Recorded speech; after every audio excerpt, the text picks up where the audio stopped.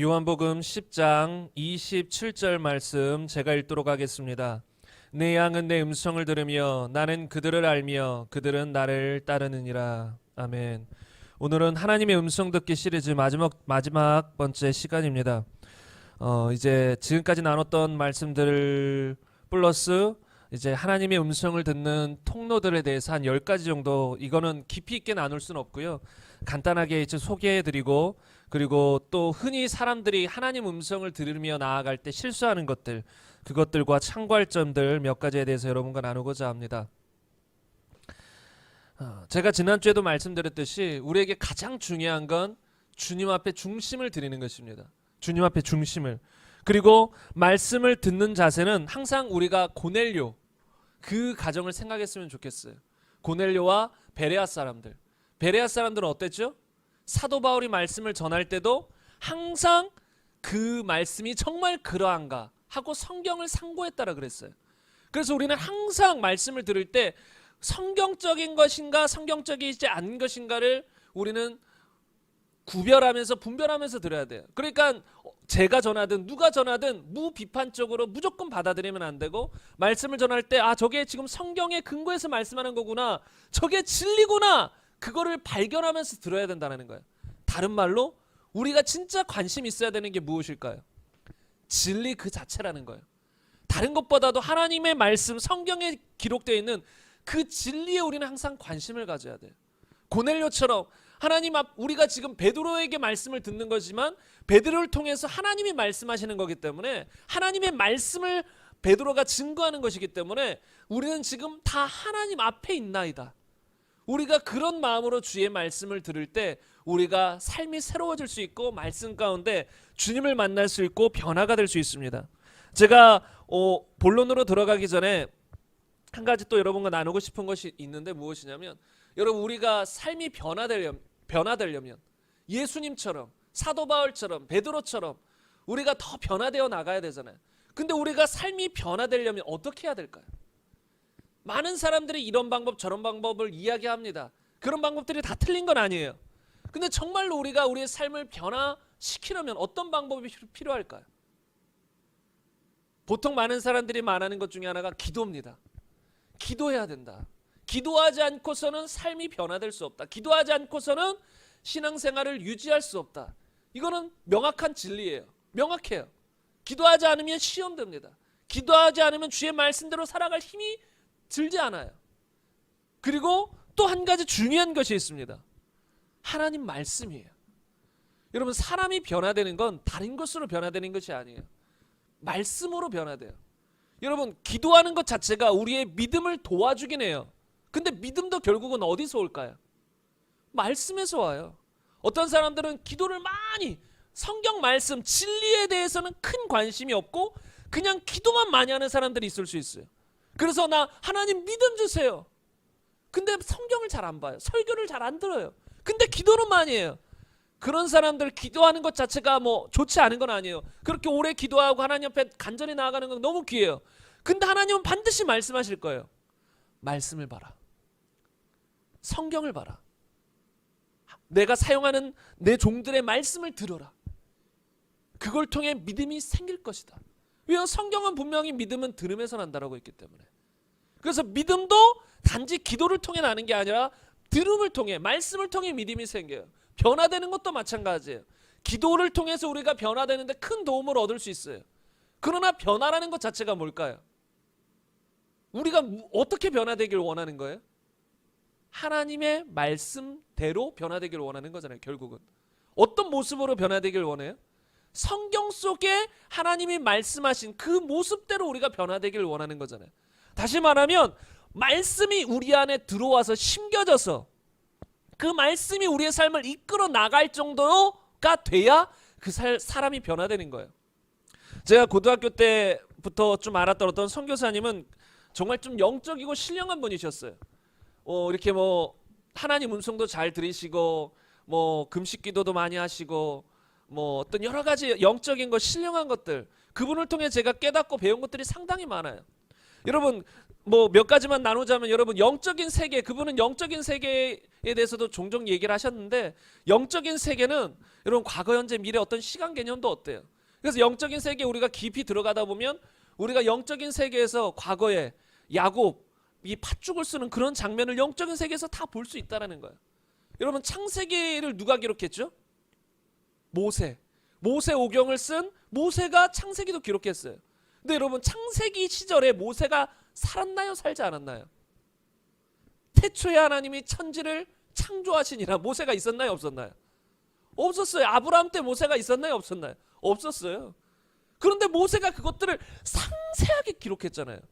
직접 보지 않고서는 알 수 없을 정도로, 직접 듣지 않고서는 알 수 없을 정도로, 그 에서가 배고팠을 때 야곱이 팥죽을 쓰고 있었고 그때 장자권을 가져가고 이런 모든 거 세세하게 기록하잖아요.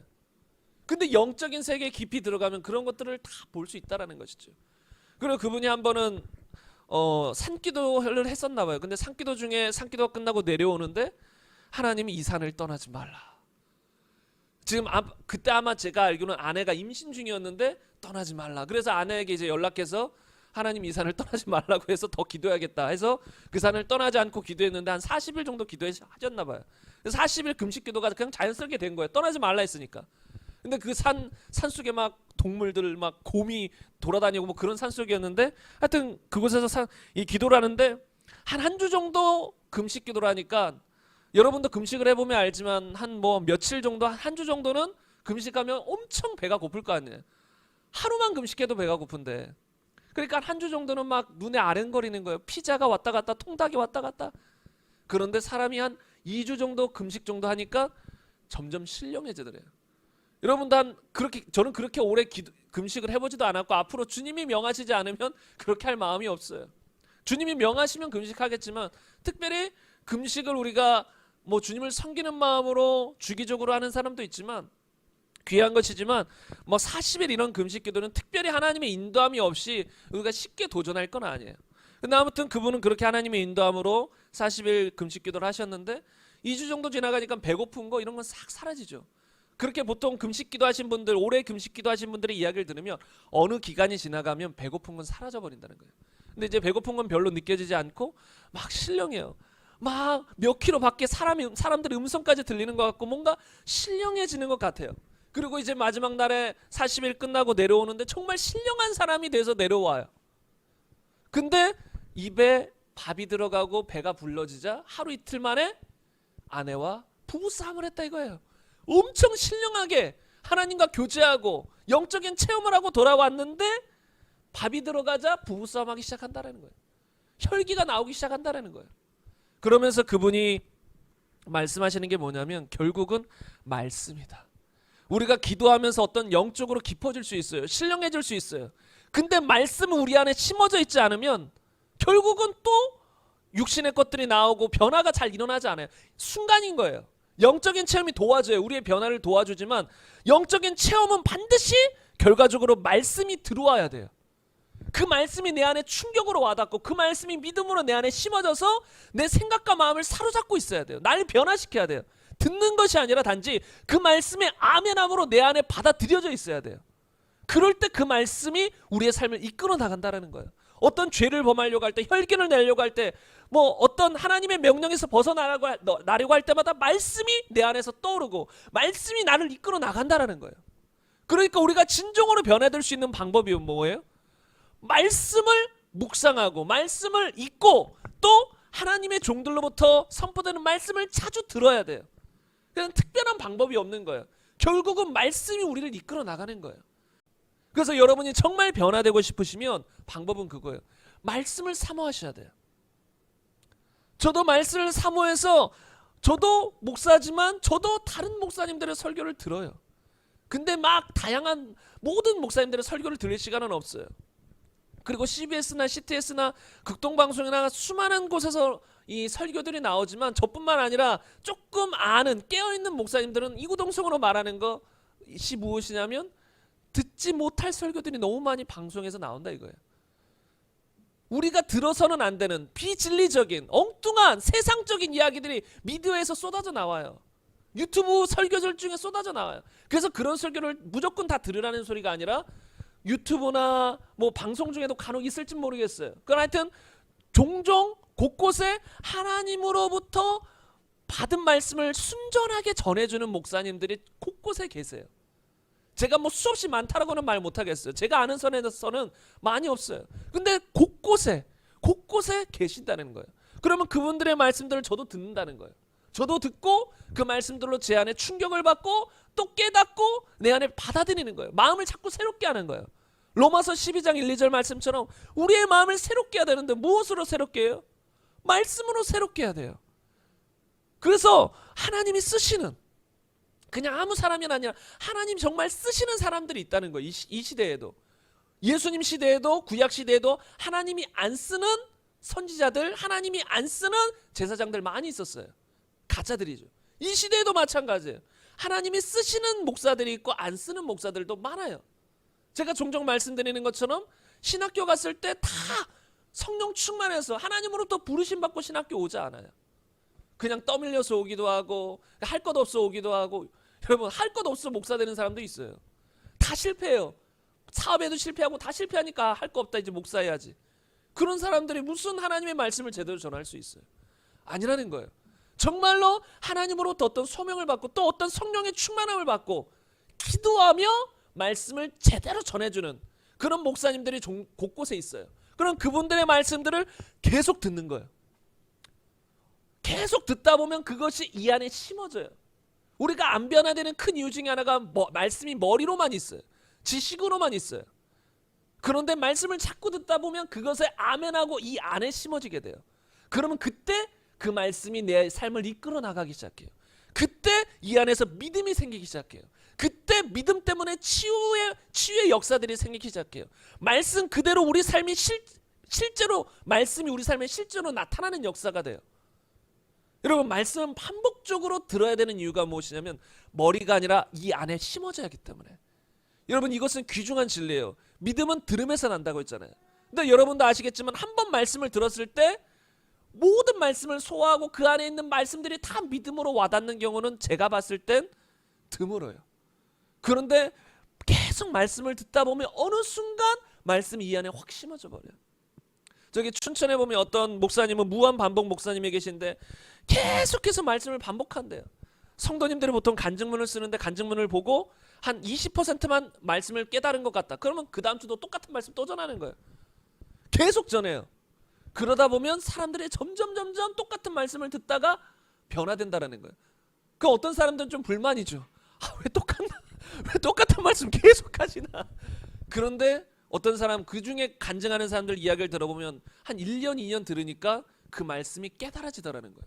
그전에도 본인이 안다고 생각했겠죠. 근데 말씀을 계속 듣다 보니까 그 말씀이 진짜 깨달아지고 이 안에 심어졌다라는 거예요. 그러니까 우리는 어떻게 삶이 변화될 수 있냐면 계속해서 말씀을 들어야 돼요. 제가 과거에 어떤 목사님 설교를 유튜브로 듣고 있었는데 제가 그때 아마 힘이 들었을 때인 것 같아요. 좀 영적으로 힘이 들고 좀 다운돼 있을 때 제가 어떤 목사님의 설교를 들었어요. 여러분들도 영적으로 다운됐을 때는 보통 기도로 나아가시거나 어떤 목사님들의 설교를 들으시면 좋아요. 보통 기도할 힘도 없을 때가 있어요. 말씀을 읽을 힘도 없을 때가 있어요. 그러면 하나님이 쓰시는 목사님들의 설교를 듣다 보면 이 안에서 다시 힘이 생겨요. 영적인 힘이 생겨요. 그래서 제가 그때 조금 영적으로 다운돼 있을 때 어떤 목사님의 설교를 듣는데 육신의 생각은 사망이요 영의 생각은 생명과 평안이라. 육신대로 살면 반드시 죽을 것이다. 영으로서 몸의 행실을 죽이면 살리라. 그냥 그 성경 구절을 설교 중간에 한번 선포하신 적이 있어요. 제 기억으로. 오래됐지만. 근데 그 말씀을 듣는데 그 말씀이 확 들어와 버리더라고요. 그전에도 그 말씀을 알고 있었고 그 말씀대로 힘써 살아오려고 했었어요. 근데 그때 영적으로 다운돼서 힘들어 있을 때 그 말씀이 딱 들어오니까 갑자기 힘이 싹 나면서 어떤 육적으로 연약한 부분들을 다 물리치면서 이 돌파가 일어나더라고요. 그냥 평소 때도 아는 말씀인데 그냥 그거 설교 중에 잠깐 튀어나온 말씀이 이 안에 심어져 버리는 거예요. 그래서 여러분이 변화되길 원하시고 하나님 뜻대로 살기를 원하시면 정말 말씀에 귀를 기울여야 돼요. 이런 설교 시간에도 각 사람마다 하나님이 주시는 메시지가 같을 수도 있지만 다를 수도 있어요. 어떤 포인트에서 하나님이 말씀하실지 몰라요. 그래서 우리는 귀를 기울여야 돼요. 정말 내가 오늘 나에게 하나님이 어떤 말씀을 주실까? 귀를 기울이면서 들으실 때 하나님이 음성 우리가 더 들을 수 있고, 그때 우리의 삶이 급속도로 변화되기 시작하고 새로워지기 시작한다는 것이죠. 그래서 하나님 말씀을 집중해서 함께 나눴으면 좋겠습니다. 제가 지금까지 하나님의 음성 듣기 시리즈를 나눴었는데, 처음에 하나님 음성 듣는 방법은 성경을 통해 또는 설교를 통해 음성을 듣는 방법이었고, 그 다음은 내적 증거를 통해 음성을 들을 수 있는 방법, 그리고 지난주에는 생각을 통해 하나님이 말씀하시는 것들에 대해서 나눴습니다. 오늘은 그 밖에 한 10가지 정도 여러분과 하나님이 어떻게 말씀하시는가에 대해서 나눌 것이고, 또 우리가 하나님 음성 듣기를 할 때 실수하는 경우들이 많아요. 그래서 어떤 사람들은 하나님 음성 듣는 걸 두려워해요. 실수할까 봐. 그리고 실수하는 사람들을 많이 봐왔어요. 옆에서 봤어요. 하나님 음성 듣는다고 하면서 교만해지거나 하나님 음성 듣는다고 하면서 이상해지는 사람들이 생기는 거예요. 그런 얘기를 들어요. 그러니까 음성 듣기가 두려운 거예요. 그런 것들에 대해서 여러분과 함께 나누고자 합니다. 제가 종종 여러 사람들의 말과 책을 인용한다고 말씀드리면서, 제가 인용하는 책들 그리고 사람들이 다 옳아서 제가 인용하는 것은 아니라고 전했어요. 제가 왜 이런 걸 또 말씀드리냐면, 조바심이라고 하나요? 좀 제가 인터넷으로도 설교가 올라가는데 걱정될 때들이 있어요. 제가 여러 사람들의 말과 책을 인용하는데, 제가 그분들의 책 또 다른 책들 읽어보면 비성경적인 내용도 종종 보여요. 그런데 제가 인용했기 때문에 또 사람들이 그런 책들을 보고 읽을 때 그냥 분별 없이 받아들여 버릴까 봐. 그래서 이런 어떤 이 걱정이 돼서 여러분에게 말씀드리는데, 여러분 성경만이 흠이 없어요. 어떤 사람의 설교도 어떤 사람의 책도 성경적이지 않은 부분은 항상 있을 수 있다는 거예요. 그래서 우리는 항상 분별하면서 들을 수 있어야 되고 볼 줄 알아야 된다는 것이죠. 저는 나중에 이제 교회에 하나님이 인도하시면 꼭 하고 싶은 것 중에 하나가 무엇이냐면, 교회 안에 어떤 서점을 만들고 싶거든요. 이 서점과 도서관. 그래서 정말 모든 지금 이 기독교 안에 여러 수만 셀 수 없는 책들이 많이 있잖아요. 근데 그 중에 보석 같은 책들이 종종 많이 있어요.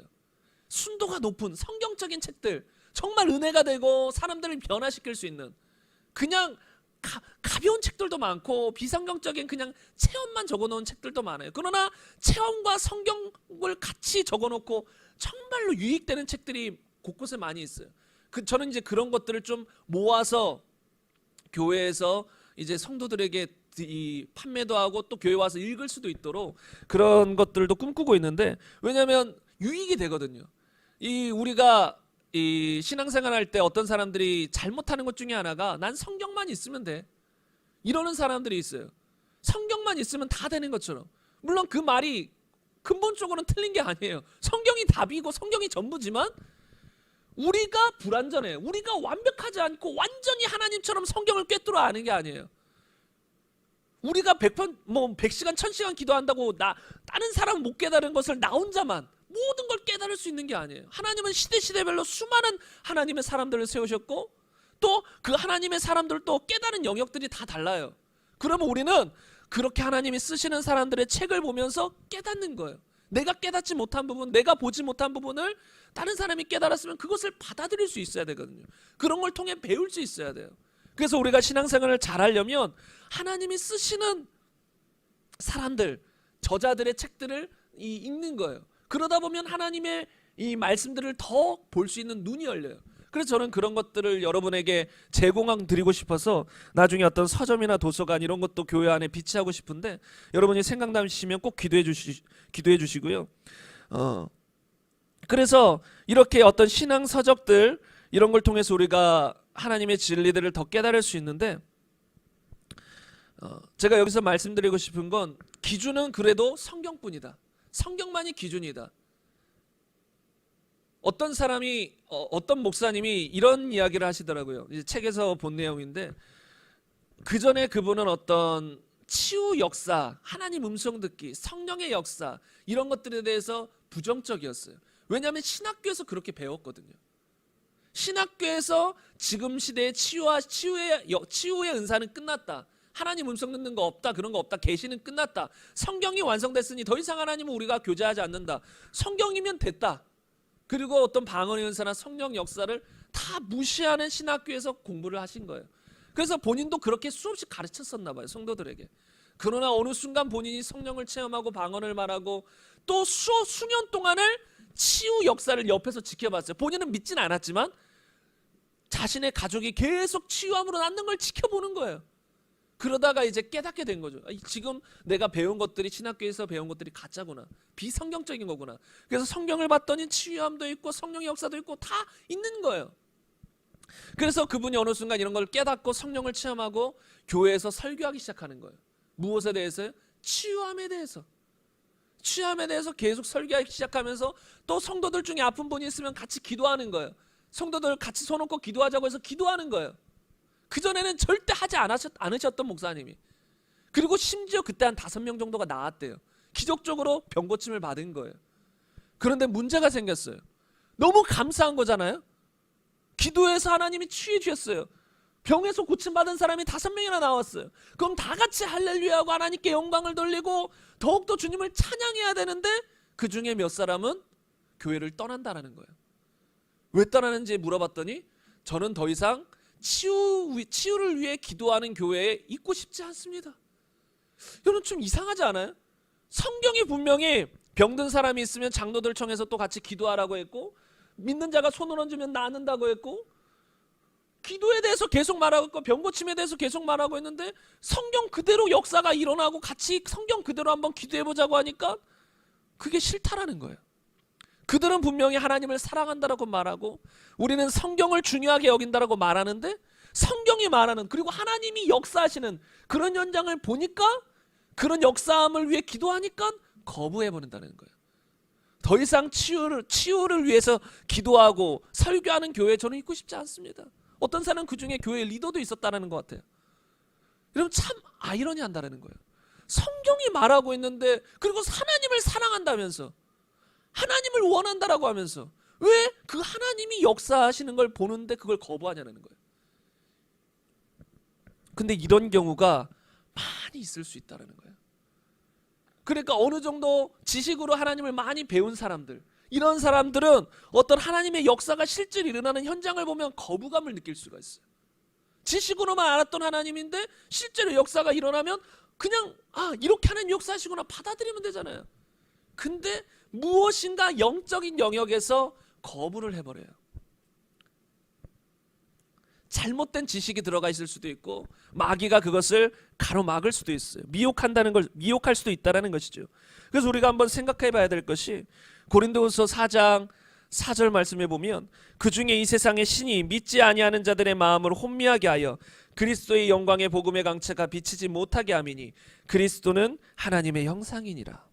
여러분, 교회 다니는 수많은 사람들 눈에도 믿지 아니하는 세상의 신이 가로막고 있을 수 있어요. 진리를 아주 미미하게 보는 거예요. 그냥 구세주 정도, 그냥 성경은 진리다, 예수님 부활하셨다, 그 정도로만 보이고 그 밖에 성경에 나타난 하나님의 성령의 역사들, 그런 것들에 대한 눈이 가려져 있는 거예요. 그러니까 그런 것들이 실제로 나타나면 본인이 보지 못하니까 거부해버리는 거예요. 고린도후서 10장 5절에 보면 하나님을 아는 것을 대적하여 높아진 것을 다 무너뜨리고 모든 생각을 사로잡아 그리스도에게 복종하게 하니. 여러분, 그래서 설교는 무엇이냐면, 말씀은 무엇이냐면 모든 생각을 사로잡아 그리스도에게 복종시키는 거예요. 잘못된 생각들이 우리는 많아요. 우리는 이것을 인정해야 돼요. 저도 인정한단 말이에요. 저도 제 안에 성경 말씀 해석 중에 혹시나 잘못 알고 있는 것이 있지 않을까. 그래서 저는 말씀을 보고 또 수많은 하나님의 사람들의 책을 보면서 항상 방향을 재설정해요. 더 무엇이 어떻게 해야 더 정확히 하나님 말씀을 볼 수 있을까? 무엇이 더 정확한 방향일까? 조금이라도 틀어져 있는 부분이 있으면 수정하려고 해요. 저는 그것을 인정합니다.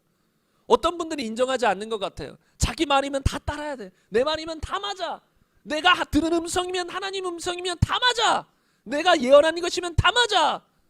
이렇게 하면서 무조건 자신의 말을 따르고 들으려고 하는 사람들도 있는 것 같아요. 근데 그것은 잘못된 것이에요. 우리는 항상 무엇이에요? 예수님 말씀을 따라야 돼요. 단지 저의 말씀을 여러분 따르지 마십시오.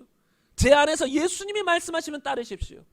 제가 성경 말씀 그대로를 전하면 따르십시오. 저의 말이 아니기 때문에, 예수님 말씀이기 때문에. 그래서 여러분은 예수님 말씀을 따라야 된다는 거예요. 그래서 우리의 모든 생각에 사로잡혀서 예수님께 집중돼야 된다는 것이죠. 그런데 예수님은 어떤 분이세요? 히브리서 13장 8절 보면 어제나 오늘이나 영원토록 동일하시다. 여러분, 이것이 참 중요한 게 무엇이냐면 2000년 전의 예수님이나 지금의 예수님이나 조금이라도 변화됐을까요? 변화되지 않으셨을까요? 변화되지 않았어요. 예수님은 동일하세요. 그럼 2000년 전에도 우리를 사랑하셨으면 지금도 우리를 사랑하시고, 2000년 전에도 병든 자를 고쳐주고 싶으시면 지금도 고쳐주고 싶으시고, 2000년 전에도 사람들에게 성령 충만을 원하셨으면 지금도 우리에게 성령 충만을 원하시고, 똑같으시다라는 거예요. 그리고 예수님은 이렇게 말씀하셨습니다. 요한복음 10장 37절 이하에 보면 만일 내가 내 아버지의 일을 행하지 아니하거든 나를 믿지 말려니와 내가 행하거든 나를 믿지 아니할지라도 그 일은 믿으라. 그러면 너희가 아버지께서 내 안에 계시고 내가 아버지 안에 있음을 깨달아 알리라 하시니. 성부, 성자, 성령 삼위일체 하나님 중에 예수님께서, 성자 하나님께서 이렇게 말씀하시잖아요. 내가 내 아버지의 일을 행하지 아니하거든 나를 믿지 말라. 그럼 이것은 역으로 예수님이 행하신 모든 일은 누구의 일이라는 거예요? 아버지의 일이라는 거예요. 그러니까 예수님의 모습을 보면 하나님이 무엇을 원하시는지, 하나님의 뜻은 무엇인지를 다 볼 수 있다는 거예요. 그리고 그 예수님은 그때나 지금이나 동일하다는 거예요. 그럼 한번 생각해 보겠습니다. 예수님은 2000년 전에도 치유하셨어요. 생각해 보겠습니다. 예수님께 치유함을 받기 위해서 믿음으로 나온 사람 중에 치유함을 못 받은 경험이 있는가? 여러분, 그런 것을 성경에서 찾아서 저에게 준다면, 저에게 보여준다면 저는 정말로 그 사람에게 기도받고 싶어요. 저에게 더 큰 눈을 계시를, 하나님의 말씀을 깨달을 수 있는 능력을 위해 기도해 달라고. 여러분, 제가 아는 성경에서는 그런 게 보이지 않았어요. 항상 예수님은 치유해 주셨어요. 한 번도 예수님 앞에 믿음으로 나온 사람에게 예수님은 너는 안 돼, 너는 좀 더 고난 받아봐야 돼, 넌 나중에 한 10년 뒤에 다시 와, 이런 적 없으셨어요. 올 때마다 예수님은 치유해 주셨어요. 그게 누구의 일이라는 거예요? 아버지의 일이라는 거예요. 하나님의 뜻이라는 거예요. 그런데 사람들은 이 성경의 기준을 두지 않아요. 자신이 들어온 전통, 자신이 생각하는 것, 자신의 경험, 지금까지 내가 모태신앙으로 자라오면서 50년 평생을, 아니면 40년 평생을 치유에 대해서 부정적으로 들어왔고, 경험상으로도 내 주변에 제대로 치유받은 사람 없는데, 예수님 잘 믿는 사람들 중에서도 다 고통받으면서 살아가는 사람들 많던데, 저 새벽기도 다니는 권사님 암으로 죽으셨는데, 이렇게 하면서 치유함의 역사를 거부하는 사람들이 생겨요. 그러나 그런 사람들은 자신의 경험이 기준이에요. 성경은 분명히 어제나 오늘이나 영원토록 동일하시며 그분은 지금도 치유하기를 원하신다는 거예요. 그럼 받아들여야 된다는 거예요. 내 생각이 틀렸음을 겸손히 인정할 수 있어야 된다는 거예요. 제가 왜 이런 말씀을 서두에 드리냐면, 하나님의 음성 듣기도 마찬가지예요. 이것에 대해 거부감을 가진 사람들이 제가 생각하기엔 수없이 많다라고 생각이 들어요. 그런 사람들은 보통 이렇게 말해줘. 주님은 우리를 인도하십니다. 주님은 목자십니다. 우리는 양입니다. 우리는 그분의 인도함을 따라갑니다. 주님은 지금 이 시대에도 살아계시며 우리를 인도하시며 우리를 지도하시며 우리를 가르치십니다. 이렇게 그들도 고백하고 찬양하고 말씀을 나눠요. 그런데 실제로 그런 사람들에게 우리 그럼 실제로 주님의 음성을 듣는 구체적인 방법들을 연구하고 성경적인 방법들을 연구하고 주의 음성을 한번 들어봅시다. 그냥 말로만 주님이 인도하신다고 하지 말고 실제로 주님의 인도함을 경험해 봅시다 하면서 주님의 인도함 받는 법에 대해서 나누고 주의 음성을 같이 기도하는 가운데 들어보자고 하고 그 음성을 한번 나눠보자고 하고, 그런 반응이 어떨까요? 좋습니다. 정말로 주의 음성 한번 들어보고 싶습니다. 이런 분도 있겠지만 어떤 사람들은 거부감을 드러낸다는 거예요. 그렇게 실제적으로 주의 음성을 듣고 하나님 이렇게 말씀하셨고 이렇게 나에게 감동을 주셨고 나에게 이런 내적 증거를 주셨고 나에게 어떤 꿈을 주셨고 환상을 주셨고 이러면 갑자기 사람들이 좀 거부감을 느끼기 시작한다는 거예요. 근데 이게 상당히 비성경적인 거예요. 우리가 그런 모든 걸 분별하는 자세는 항상 중요하나 그런 거 꿈과 환상과 예언과 음성과 이런 것 자체를 우리가 거부한다면 그거는 치유를 거부하는 것과 똑같아요. 그거는 다른 말로 그렇게 역사하고 계시는 하나님을 거부해 버리는 거예요. 이런 사람들이 많을 수 있어요. 그래서 우리가 이런 것들에 대해서 마음문을 활짝 열어야 될 줄로 믿어요. 어떤 사람들은 물론 아까 서두에 말씀드린 것처럼 잘못 들을까 봐 두려워할 수는 있어요. 막 주변에 하나님 음성 듣는 사람들 중에 막 교회에서 난장만 피우고 문제를 일으키고 그런 경우들을 들었거든요. 봤거든요. 그래서 하나님 음성 듣는 것이 참 두려운 사람들이 있을 수 있어요. 그럴 수 있죠. 그건 잘못된 건 아니에요. 그런 걸 들으면 당연히 두려울 수 있어요. 그러나 우리는 그런 위험성, 그런 잘못 들을 수 있는 가능성이 있음에도 불구하고 음성 듣기를 삼아야 돼요. 그렇게 잘못 듣고 잘못 나아가는 사람들의 특징은 뭐냐면 교만이에요. 교만했기 때문에 그렇게 잘못 듣고 나아가는 것이지, 우리가 겸손하다면 그렇게 크게 엇나갈 이유가 없어요. 우리가 실수로 잘못 듣는 경우는 소수한 부분이 있을 수는 있어도 막 교회를 대적하고 교회를 난장만 피우고 사람들을 갈라놓고 이러지는 않는다라는 거예요. 왜요? 겸손하면. 그런데 중요한 건 음성을 들으면서 사람들이 교만해져요.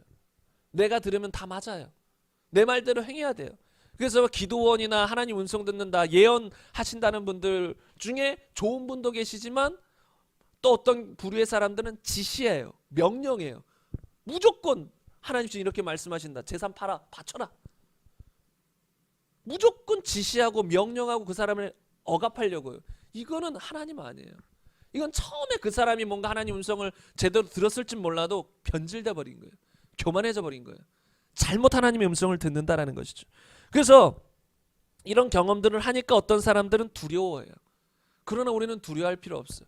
우리가 정말로 겸손하게 하나님을 사랑하는 마음으로 듣고자 하면 엇나가게, 그렇게 크게 엇나갈 이유가 없다라는 거예요. 그래서 여러분이 두려워하지 마시고 하나님의 음성 듣기를 사모하시기 바랍니다. 여러분, 하나님은 사랑이세요. 다른 말로 우리가 하나님 음성 듣기를 사모한다고 엇나간다는 것은 말 자체가 틀려요. 왜냐하면 하나님의 음성 듣기를 사모하는데 왜 엇나가요? 하나님은 사랑이시고 우리가 잘 되기를 원하시는 분인데, 그분의 모든 음성을 우리가 잘 되기를 원하시는 분인데, 다른 말로 역으로 음성 듣기를 사모하고 하나님 음성을 제대로 들으면 그 사람의 신앙은 오히려 업그레이드가 돼요. 오히려 그 사람은 마음의 평강을 얻기 시작하고 문제들이 해결되기 시작하고 더 예수님을 닮아가기 시작해요. 그게 정상이에요. 그래서 하나님 음성 듣기는 잘못되는 것이 아니라 오히려 하나님을 닮아가고 하나님과 교제하며 말씀, 지식으로만 있던 말씀들이 실제가 되는 그런 역사들이 일어날 수 있는 것이 하나님 음성 듣기라는 거예요. 그래서 여러분, 하나님 음성 듣기를 사모하시기 바랍니다. 지금까지 여러 가지 이제 음성 듣기를 나눴었는데 그것들이 너무 중요하기 때문에 여러분이 기회가 되면 더 들어보시고, 오늘은 그 밖에 10가지에 대해서 간단히만 여러분에게 나누고 싶습니다. 그 다음으로 나눌 건 이제 첫 번째가 무엇이냐면 내적 음성과 외적 음성이에요. 그러니까 음성인데 내적 음성과 외적 음성. 근데 결과적으로는 비슷해요. 근데 어떤 음성을 들을 때, 하나님 음성을 들을 때 뭔가 우렁차게 들리는 음성들, 뭔가 진짜 내 옆에서 누가 말하는 것처럼 들리는 음성, 그걸 보통 외적 음성이라고 하고, 내적 음성은 내 안에서 세미하게 들리는 음성들. 열왕기상 19장 9절에 보면, 9절 이하의 12절에 보면 세미한 소리가 있는지라, 하나님께서 세미하게 들려주는 소리, 이렇게 표현되어 있고, 또 여러분도 아시는 사무엘상 3장에 보면 이 사무엘이 갑자기 어떤 주님의 음성을 들어요. 사무엘아, 사무엘아, 그 음성을 들어요. 근데 그 음성을 들었을 때 바로 주님, 하나님, 제가 여기 있습니다, 이래야 되는데 어떻게 반응했죠? 저기 옆에 있는 엘리 제사장에게 가서 나 부르셨습니까? 하고 가는 거예요. 이거는 우리 속에서 들리는 세미한 음성이 아니라는 거예요. 정말 귀로 들리는 것처럼 명확하게 들리는 거예요. 그래서 당사자도 이게 귀로 들리는 건지 속에서 들리는 건지 모를 정도로 명확하게 들려요. 그래서 엘리 제사장에 가서 나 부르셨습니까? 아니, 부른 적 없다, 가서 자라. 그러니까 또 가서 자려고 하니까 또 사무엘아, 사무엘아, 또 가서 나 또 부르셨습니까? 아니요, 나 안 불렀다, 가서 자라. 그러면서 엘리 제사장이 말하죠. 한 번도 그런 음성이 들리거든 주님, 하나님이실 수 있기 때문에 주님, 제가 여기 있습니다, 그렇게 하나님께 대답해라. 그래서 한 번 더 사무엘아, 사무엘아 하니까 사무엘이 주님, 제가 여기 있습니다. 이런 경우는 어떤 외적 음성, 정말 본인도 이게 사람의 옆에서 누가 말하는 것처럼 들리는 음성. 그러나 지금 신약 시대에는 성령이 우리 안에 오셨고 많은 경우가 우리 안에서 세미한 음성으로 들려주시는 음성이에요. 우리 안에서 이제는 외적인 곳에서 주님이 말씀하실 필요가 없어. 우리 안에서 들려주신다는 거예요. 우리 안에서 계속해서 세밀하게 말씀하시고, 저는 보통 주님과 이 안에서 대화하고 교제할 때는 이 주님과 대화하고 교제할 때는 보통 이 안에서 대화하고 교제해요. 그리고 또 단답식으로 교제할 수도 있고 조금 장문으로 대화식으로 교제할 수도 있어요. 그런 교제가 잘 될 때도 있고 안 될 때도 있고, 어떤 경우는 말씀을 전하면 주님께 기도하다 보면 내적 증거, 제가 말씀드렸죠. 보통 내적 증거와 내적 음성은 같이 오는 경우도 많아요. 그러니까 뭔가 주의 음성이 단답식이든 짧게 내 안에서 세밀하게 느껴지면서 동일하게 확신이 들어요. 내적 증거가 든다라는 거예요. 그럼 주님의 음성일 수 있는 주님이 음성일 가능성이 많다라는 것이죠. 아무튼 우리는 내적 증거일 뿐만 아니라 내적 음성으로도 주님이 우리를 인도하신다. 그리고 간혹 귀로 들리는 것처럼 아주 확실하게 주님의 음성이 명확하게 들릴 때도 있을 수 있어요. 여러분, 사울 같은 경우는 어땠죠? 다메섹 도상에 예수님 믿는 사람을 핍박으로 가려고 할 때 길거리에 쓰러져서 빛이 와서 쓰러진 다음에 사울아 사울아 네가 나를 왜 핍박하느냐. 이건 세미하게 들리는 음성이 아니었을 거라는 거예요. 아주 명확하게 들리는 음성이에요. 근데 중요한 건 그 음성 자체도 주변에 있는 사람은 듣지 못했다라 그랬어요. 빛은 봤는데 듣지 못했다. 말씀하시는 이의 소리를 못 들었다 그랬어요. 그런 면에서는 우리가 말하는 이런 육성으로 들리는 음성은 아니라는 거예요. 그러니까 우렁차게 들리는 음성. 아까 분명하게 사무엘아 사무엘아 불렀을 때도 엘리 제사장은 아마 못 들었을 거예요. 아마 가까이 있었겠죠. 그러니까 엘리 제사장에 가가지고 저 부르셨습니까? 물은 거잖아요. 그러면 엄청 멀리 떨어져 있지는 않았기 때문에 사무엘아 사무엘아 이렇게 하나님 말씀하셨을 때 이런 육성이었다면 엘리 제사장도 들었을 수 있어요. 엘리 제사장은 못 들었어요. 오직 사무엘만 들었어요. 이때도 다메섹 도상 가는 길에서도 오직 사도 바울만 들었어요. 주변 사람들은 못 들었어요.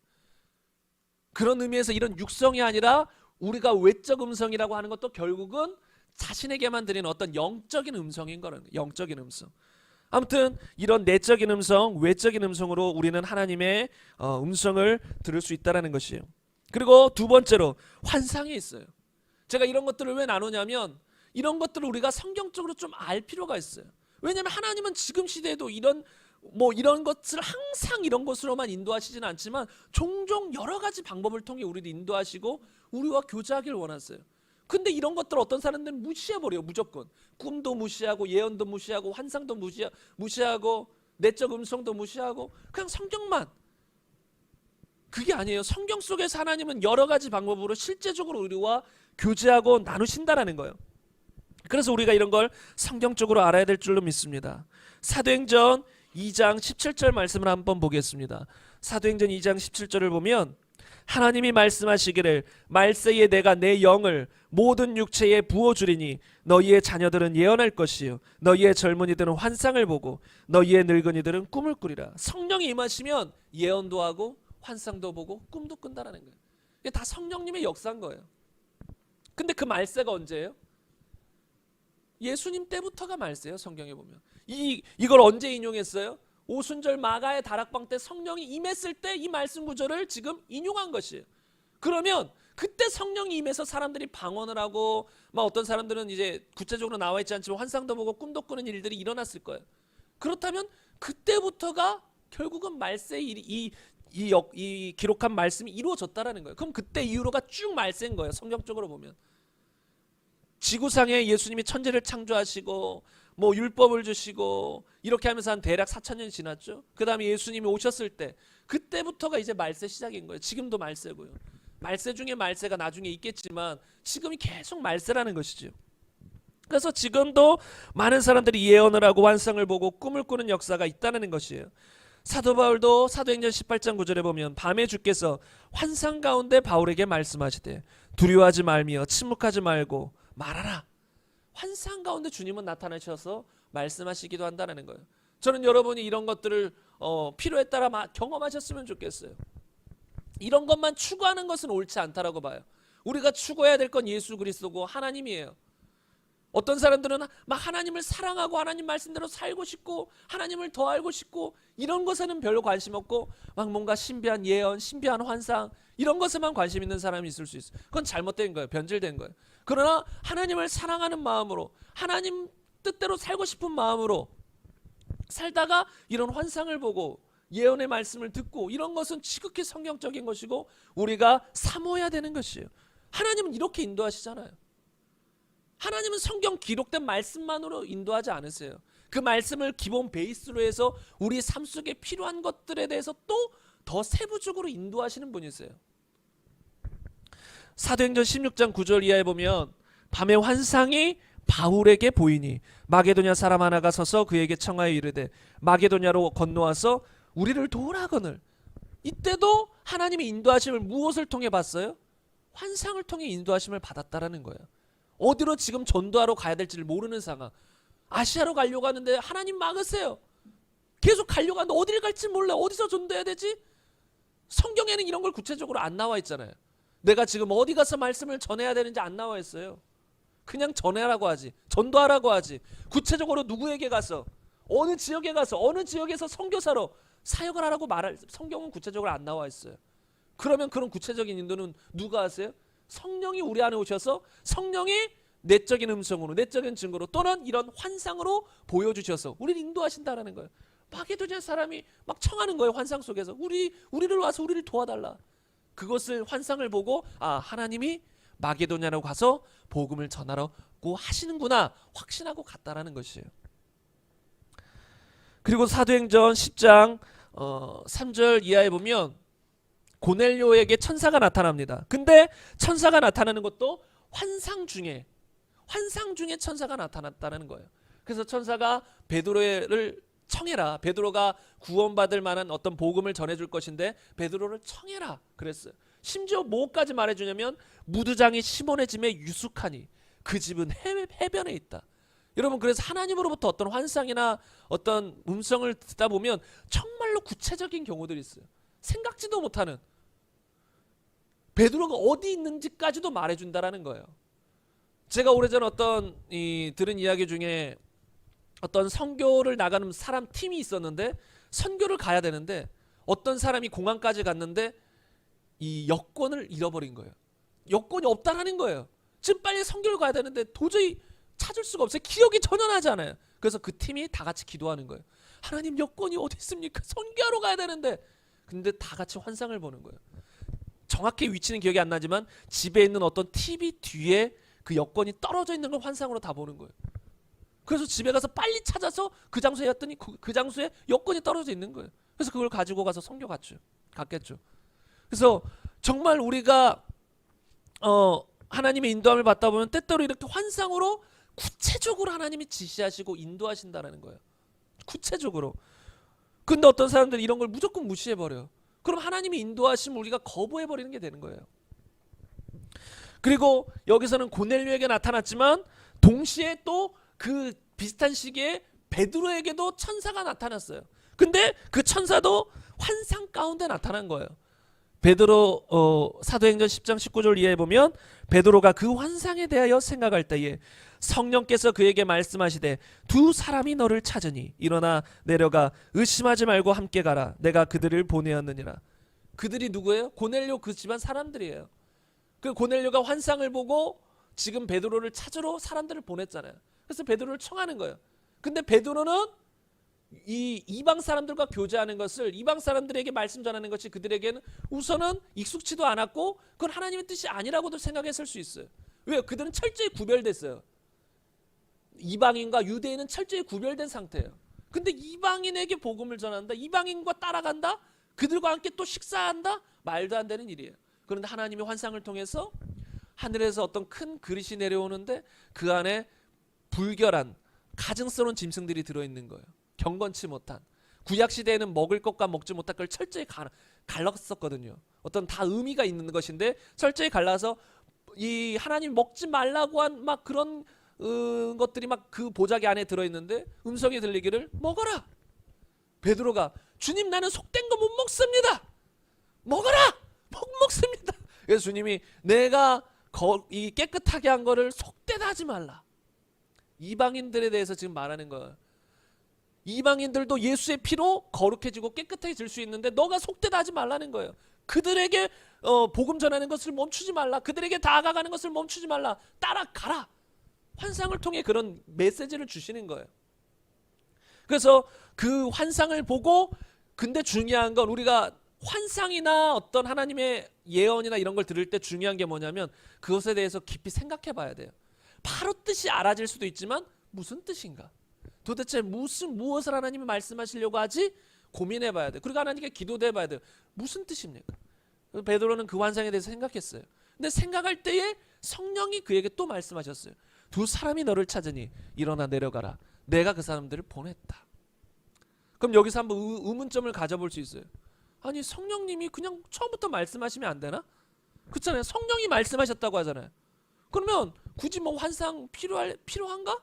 처음부터 다 말씀해 주시면 안 되나? 그런데 여기서는 그전에는 하나님이 환상으로 한번 말씀하시고 그 다음엔 성령이 직접 말씀하시고, 그러니까 우리는 제한하면 안 된다라는 거예요. 하나님이 이런 방법으로 말씀하실 때가 있고 저런 방법으로 말씀하실 때 있는데 우리는 보통 내가 원하는 방법대로만 하나님이 말씀해 주시길 원한다라는 거예요. 그러면 안 된다라는 거예요. 하나님이 어떤 방법으로 말씀하시든 아멘, 제가 듣겠습니다. 이게 우리의 자세예요. 우리는 하나님의 수준에 비하면 먼지털 하나, 모래 하나만도 못하잖아요. 그런 지식의 수준이. 하나님 모든 것을 알고 계신 그 하나님이 왜 환상을 통해 우리에게 때로 말씀하실까? 이유가 다 있다라는 거예요. 우리가 한번 생각해 볼 수 있는 건 환상이라는 건 어떤 이미지예요. 어떤 사람들은 그 환상을 어떤 이미지로 보기도 하고, 어떤 흑백의 이미지로 보기도 하고, 컬러풀한 이미지로 보기도 하고, 사람마다 달라요. 어떤 사람은 동영상으로도 봐요. 환상을 보는데 영상으로 봐요. 흑백 영상이든 컬러풀한 영상이든. 제가 아는 어떤 목사님은 한번 같이 기도하는데 눈 뜨면서 환상을 보는데 영상으로 보면서 예언을 하시더라고요. 영상을 보면서 말해요. 그러니까 영상으로 보기도 하는 거예요. 그런데 왜 그렇게 말씀하실까? 여러분, 말로 표현하는 것과 이미지나 영상으로 표현하는 거는 동일한 메시지를 주더라도 그것이 우리 생각 속에 박혀지고 심어지고 각인되는 것은 좀 다를 수가 있어요. 직접 하늘에서 어떤 것이 보자기가 내려왔는데 가증한 것이 들어있어요. 먹으라는 음성이 있었는데 나는 저런 거 절대로 유대인으로서 못 먹어요.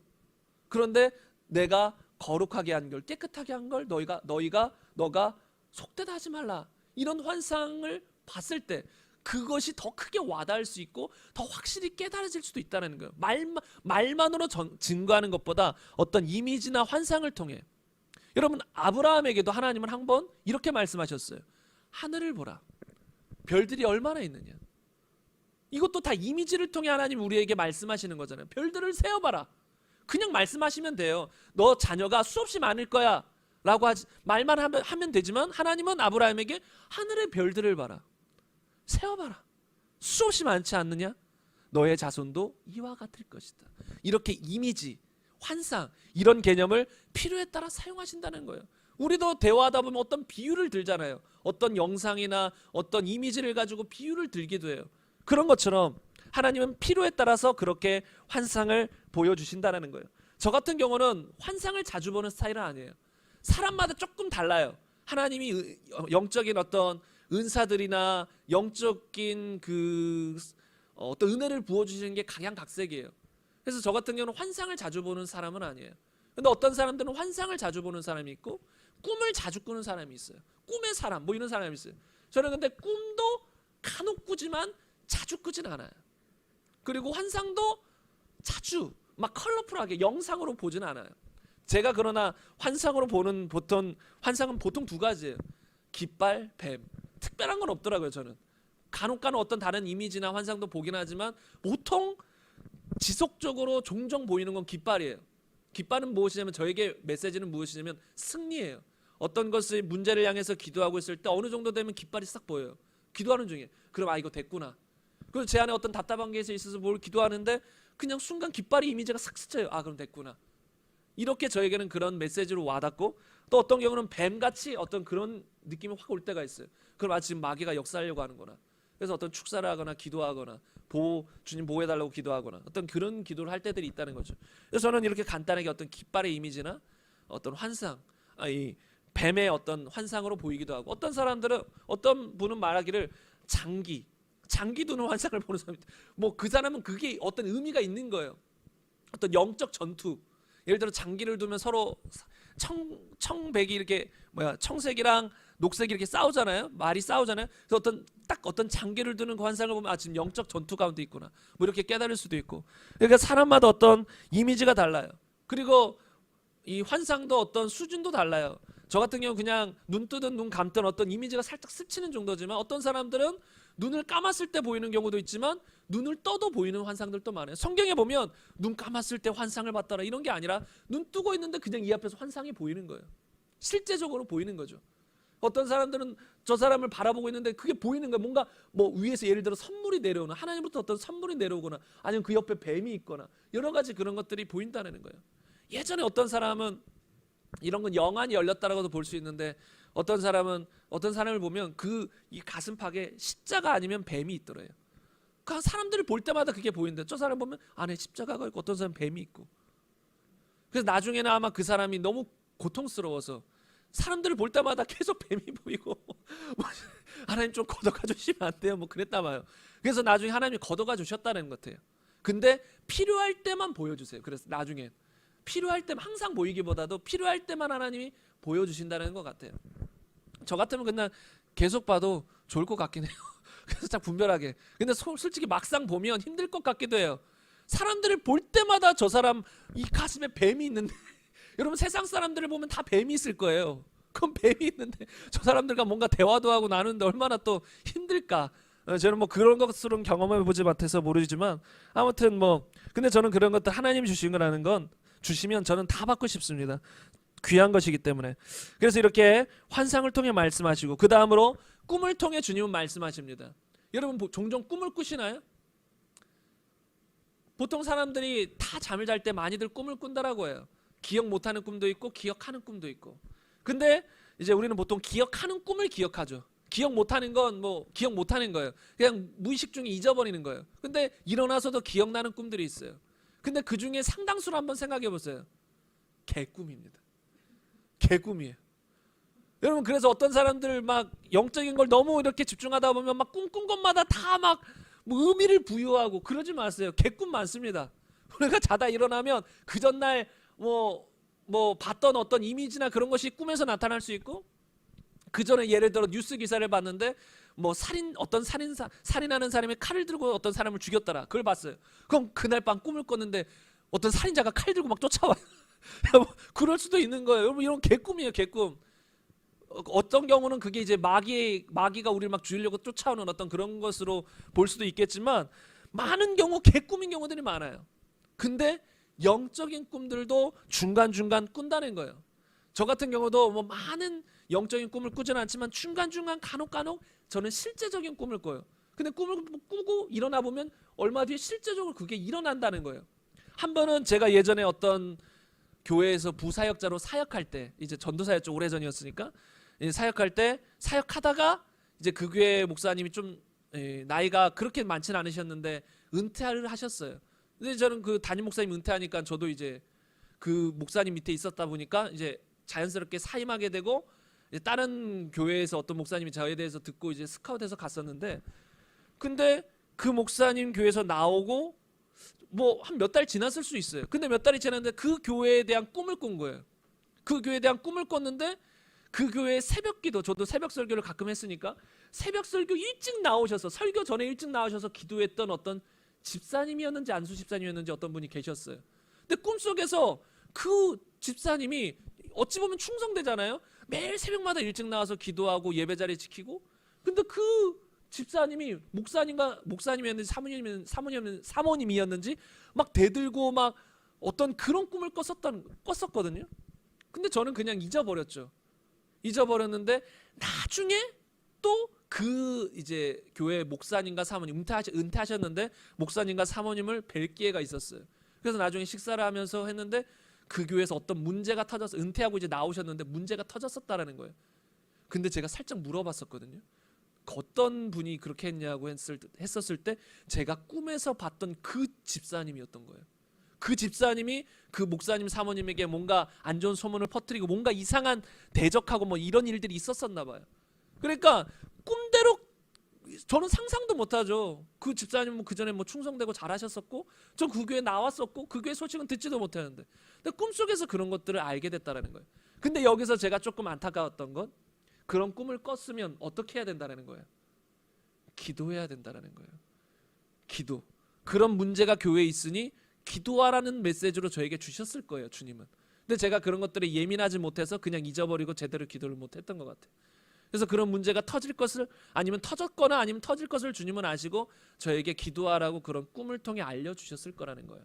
그래서 여러분이 예를 들어 누구를 위해 기도하는데 뭐 환상을 보거나 어떤 주님의 음성을 들어서 저 사람에게 대한 메시지를 들었다면 어떤 경우는 가서 전해줘야 될 때가 있어요.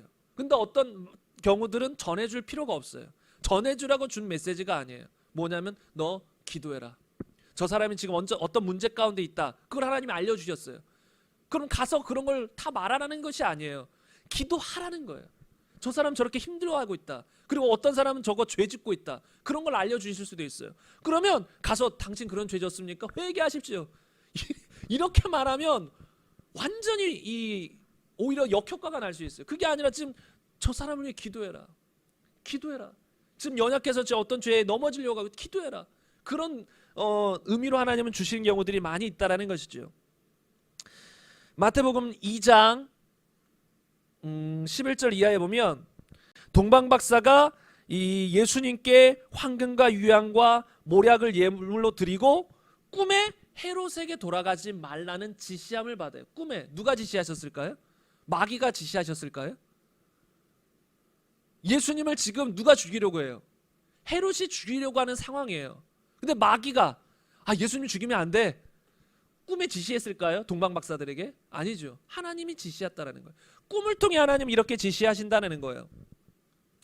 열왕기상 3장 5절에 보면 기브온에서 밤에 여호와께서 솔로몬의 꿈에 나타나시니라. 하나님이 이르시되 내가 내게 무엇을 줄고 너는 구하라. 여기서 또 꿈에 하나님 우리하고 교제하는 수단 중에 하나가 무엇이냐면 꿈이에요. 꿈을 통해 하나님 우리에게 종종 말씀하신다는 것이에요. 마태복음 2장 19절에도 보면 헤롯이 죽은 후에 주의 사자가 애굽에서 요셉에게 현몽하여 여기서도 꿈에 나타나는 거예요. 아기를 데리고 이스라엘 땅으로 돌아가라는 거예요. 이제 헤롯이 죽었다라는 거예요.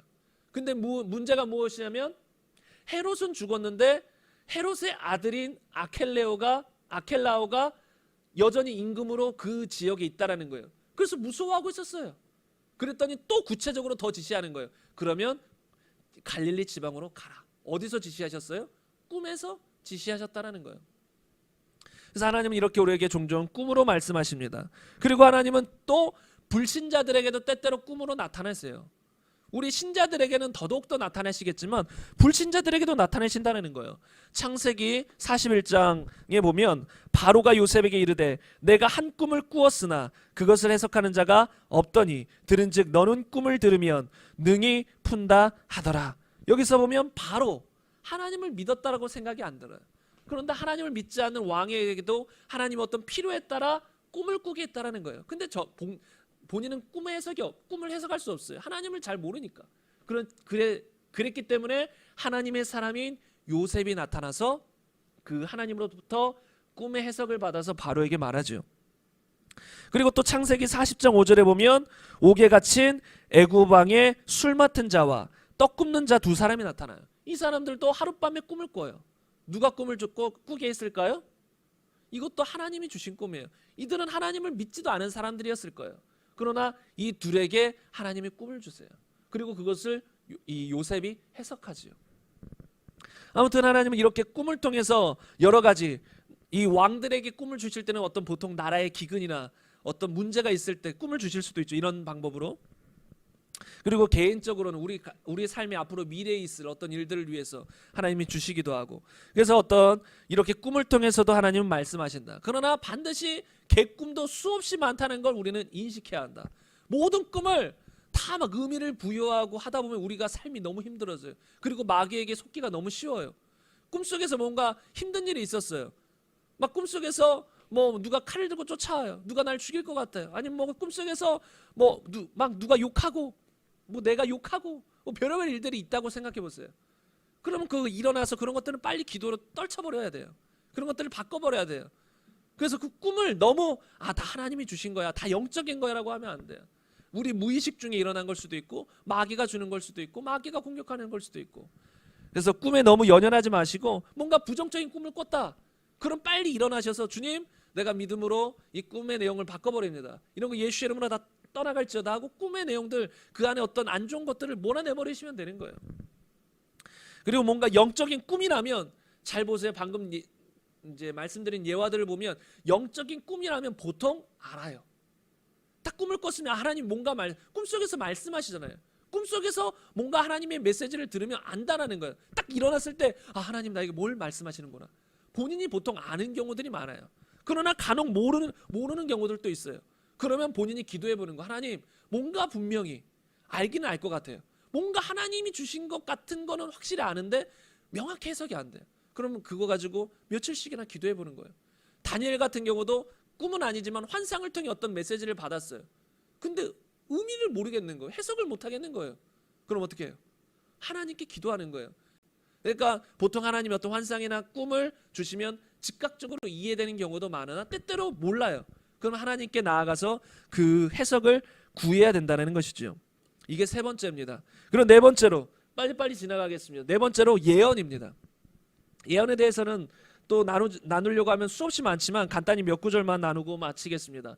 예언을 여기 보면 고린도전서 14장 1절에 보면 사랑을 추구하며 신령한 것들을 사모하되 특별히 예언을 하려고 하라. 그래서 우리는 기본적으로 예언을 하려고 하는 마음이 있어야 돼요. 예언이라고 해서 점치는 게 아니에요, 여러분.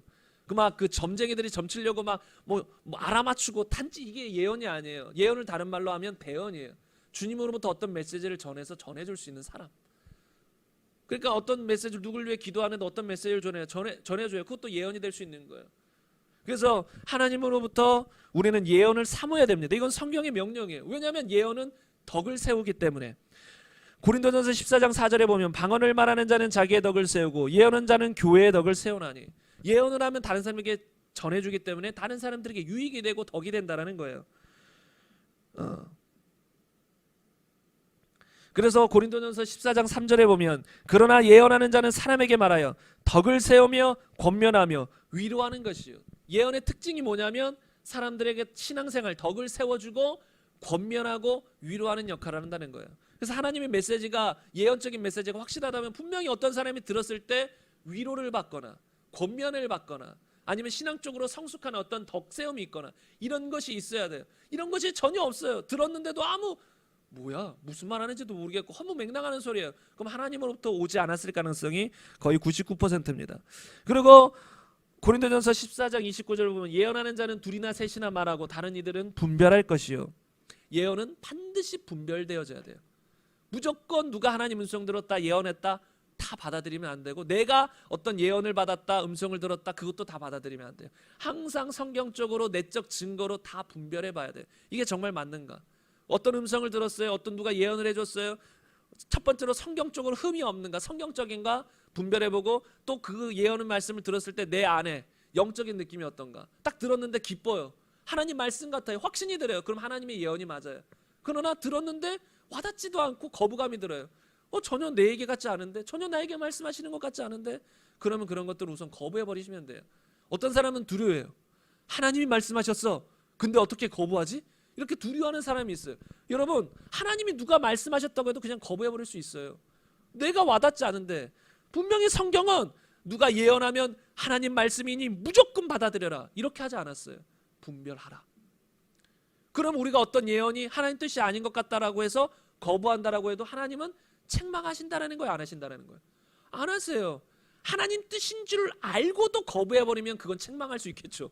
하나님 뜻인지 아는데 싫어 이러면 하나님이 책망하실 수 있겠지만 하나님 뜻인 게 아닌 것 같아요. 그래서 거부해버렸어요. 그 사람은 계속해서 하나님 음성이야. 이거 하나님 나에게 분명히 말씀하셨어. 너 이렇게 해야 돼. 이렇게 그 사람이 아무리 말했다고 할지라도 내가 아닌 것 같으면 거부해버릴 수 있는 거예요. 이게 성경적인 것이에요.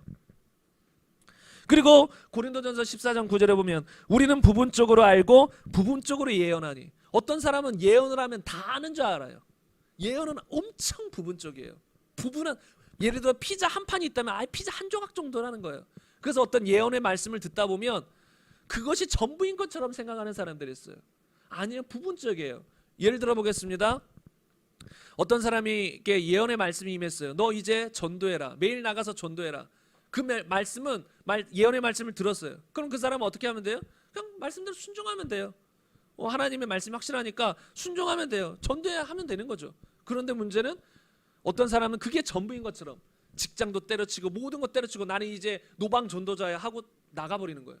그러면 안 된다는 거예요.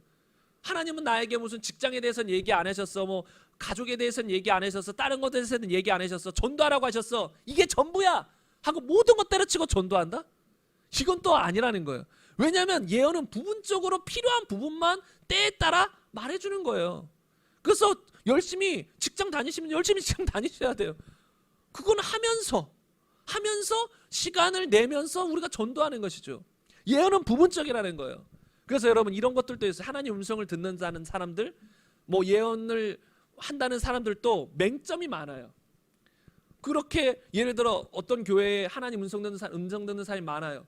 근데 그 교회 가운데 어떤 목사가 성추행범이에요. 어떤 목사가 큰 죄를 범하고 있어요. 나중에 그게 터져서 알았어요. 그럼 사람들은 의아해하죠. 아니 그렇게 하나님 음성 듣는 사람이 많은데 왜 모르지? 예언자들이라고 불리는 사람들이 많은데 왜 모르지? 하나님이 안 가르쳐주면 아무것도 몰라요. 예언자들 뭐 하나님 음성 듣는 우리 모든 성도가 어떤 의미에서는 예언자예요. 다 예언을 할 수 있기 때문에. 누구나 하나님이 역사하실 때 우리는 누구나 예언할 수 있어요. 누구나 하나님의 음성을 들을 수 있어요. 그럼에도 불구하고 몰라요. 가족 중에서도 친구 중에서도 그 사람의 비밀들은 몰라요. 어떤 일을 하는지 몰라요. 하나님이 가르쳐 주시는 아주 부분적일 때만 알아요. 그래서 예언을 한다고 뭔가 하나님 음성을 듣는다고 난 다 알아, 이런 것은 아니라는 거예요. 그리고 그게 전부가 아니라 상당히 부분적이다. 그것을 우리가 알아야 될 줄로 믿습니다. 그래서 예언은 보통 정확한 예언들은 보통 우리 속에서 떠올라요. 속에서 내적인 음성으로 이 안에서 솟아오르는 거. 머리에서 들리는 음성들은 보통 자기 생각일 가능성이 많고, 예언이라는 건 보통 이 안에서 부글부글 끓어오르는 방언이 막 이 안에서 터져 나오는 것처럼 이렇게 터져 나오는 경우들이 많고, 뭐 명확히 어떤 환상을 보거나 어떤 하나님의 명확한 음성이 들려가지고 그렇게 예언하는 경우도 있지만, 아무튼 이런 구체적인 것들을 나누는 건 아니지만 예언은 이런 방법들로 임하고 우리가 예언은 분별해야 된다는 것에 대해서 나눴습니다. 예언은 분명히 이 시대에도 존재합니다. 그리고 다섯 번째로 입신입니다. 여러분 입신이라고 들어보셨어요? 지금 살아있는데 천국이나 지옥을 갔다 오는 거예요. 나의 영혼이 빠져나가는 거예요. 육체는 살아있어요. 근데 하나님이 특별한 은혜로 우리의 영혼을 빼서 천국이나 지옥을 보게 하는 거예요. 그런 이 예화가 성경에 보면 고린도후서 12장 1절에 있죠.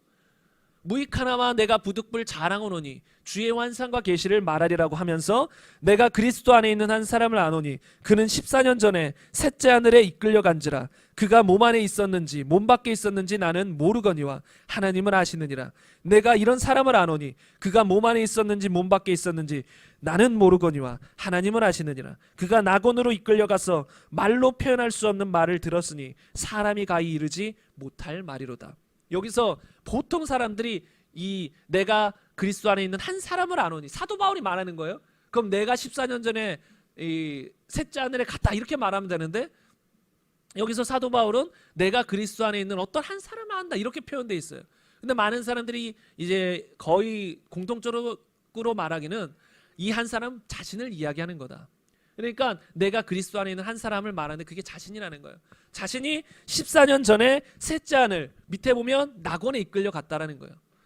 그러니까 살아 있었어요. 근데도 낙원에 이끌려 가서 어떤 하나님으로부터 어떤 사람이 가히 이르지 못할 어떤 말씀을 들었다는 거예요. 그리고 이렇게 표현하죠. 그가 몸 안에 있었는지 몸 밖에 있었는지 나는 모르거니와 하나님 아시느니라. 그러니까 낙원에 이끌려 갔는데 이해가 안 가는 거잖아요. 난 몸은 지상에 있었는데 자기의 영혼이 빠져나가서 낙원에 있으니까 나는 몸 밖에 있었는지 몸 안에 있었는지 이해는 안 되지만 하나님은 아시는.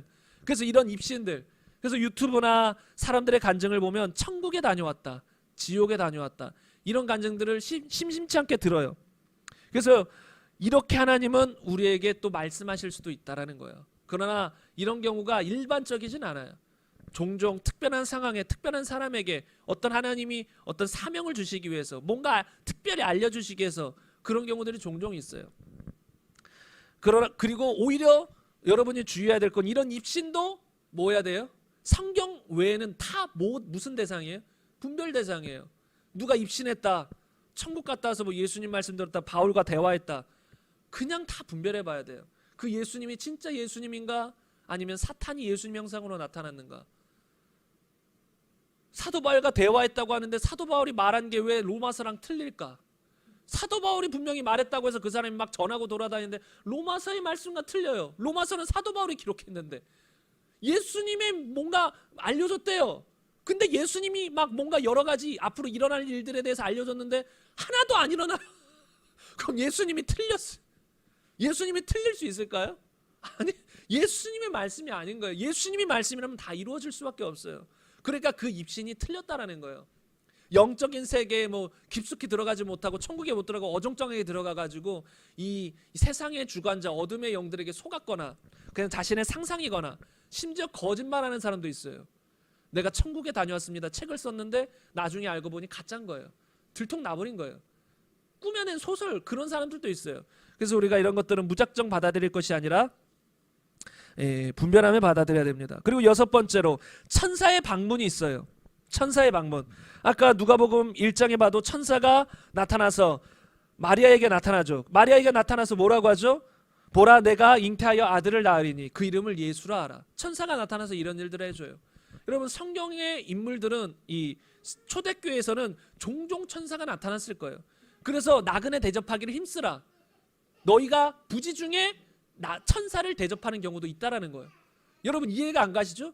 천사가 보통 사람의 형상으로 나타나는 경우들도 있어요. 사람처럼 먹고 마실 수도 있다라는 거예요. 그런 몸으로 나타나기도 한다라는 거예요. 그래서 천사가 나타났어요. 그래서 나그네 대접하기를 힘쓰라. 알지 못하는 사이에 천사를 대접하는 경우들도 있다라는 것이에요. 예수님이 부활하신 다음에 그 무덤가에 또 누가 나타났죠? 흰옷 입은 천사가 나타나서 이 메시지를 전하기도 했죠. 그래서 종종 하나님은 지금 시대에도 천사를 통해 우리에게 어떤 메시지를 전하기도 해요.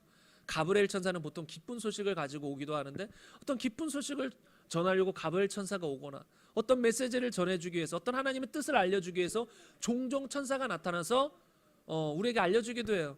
때로는 우리가 위험 상황에 닥쳤을 때 우리를 그 위험에서 건져내기 위해서 천사가 나타나기도 해요. 베드로가 감옥에 갇혔을 때 누가 나타났죠? 주의 천사가 나타나서 그 쇠고랑들을 다 풀어버렸어요. 그리고 베드로를 감옥에서 끄집어 내버렸어요. 그렇게 구출할 수도 있다는 거예요. 지금 시대에도 하나님은 이렇게 천사를 통해 역사하시기도 합니다. 그리고 이제 나머지 네 가지가 남았는데 그 다음 일곱 번째로 이런 것들도 한번 여러분이 잘 귀담아 들으셔야 돼요. 그래야 왜 이런 걸 다 알고 있어야 하나님이 나에게 말씀하실 때 우리가 빨리 차릴 수가 있어요. 돌이켜보면 우리가 하나님의 음성을 우리가 못 알아채서 제대로 인지하지 못해서 삶에서 실패하거나 넘어지거나 이런 경우들이 수없이 많을 수 있어요. 그 주님의 음성만 내가 제대로 알았다면 실패하지 않았을 텐데.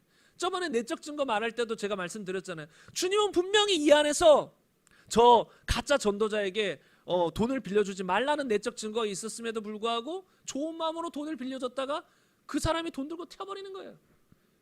하나님은 분명히 우리에게 안 좋은 상황들이 있을 때 우리에게 사인을 주신단 말이에요. 인도하실 수 있는 분이라는 거예요.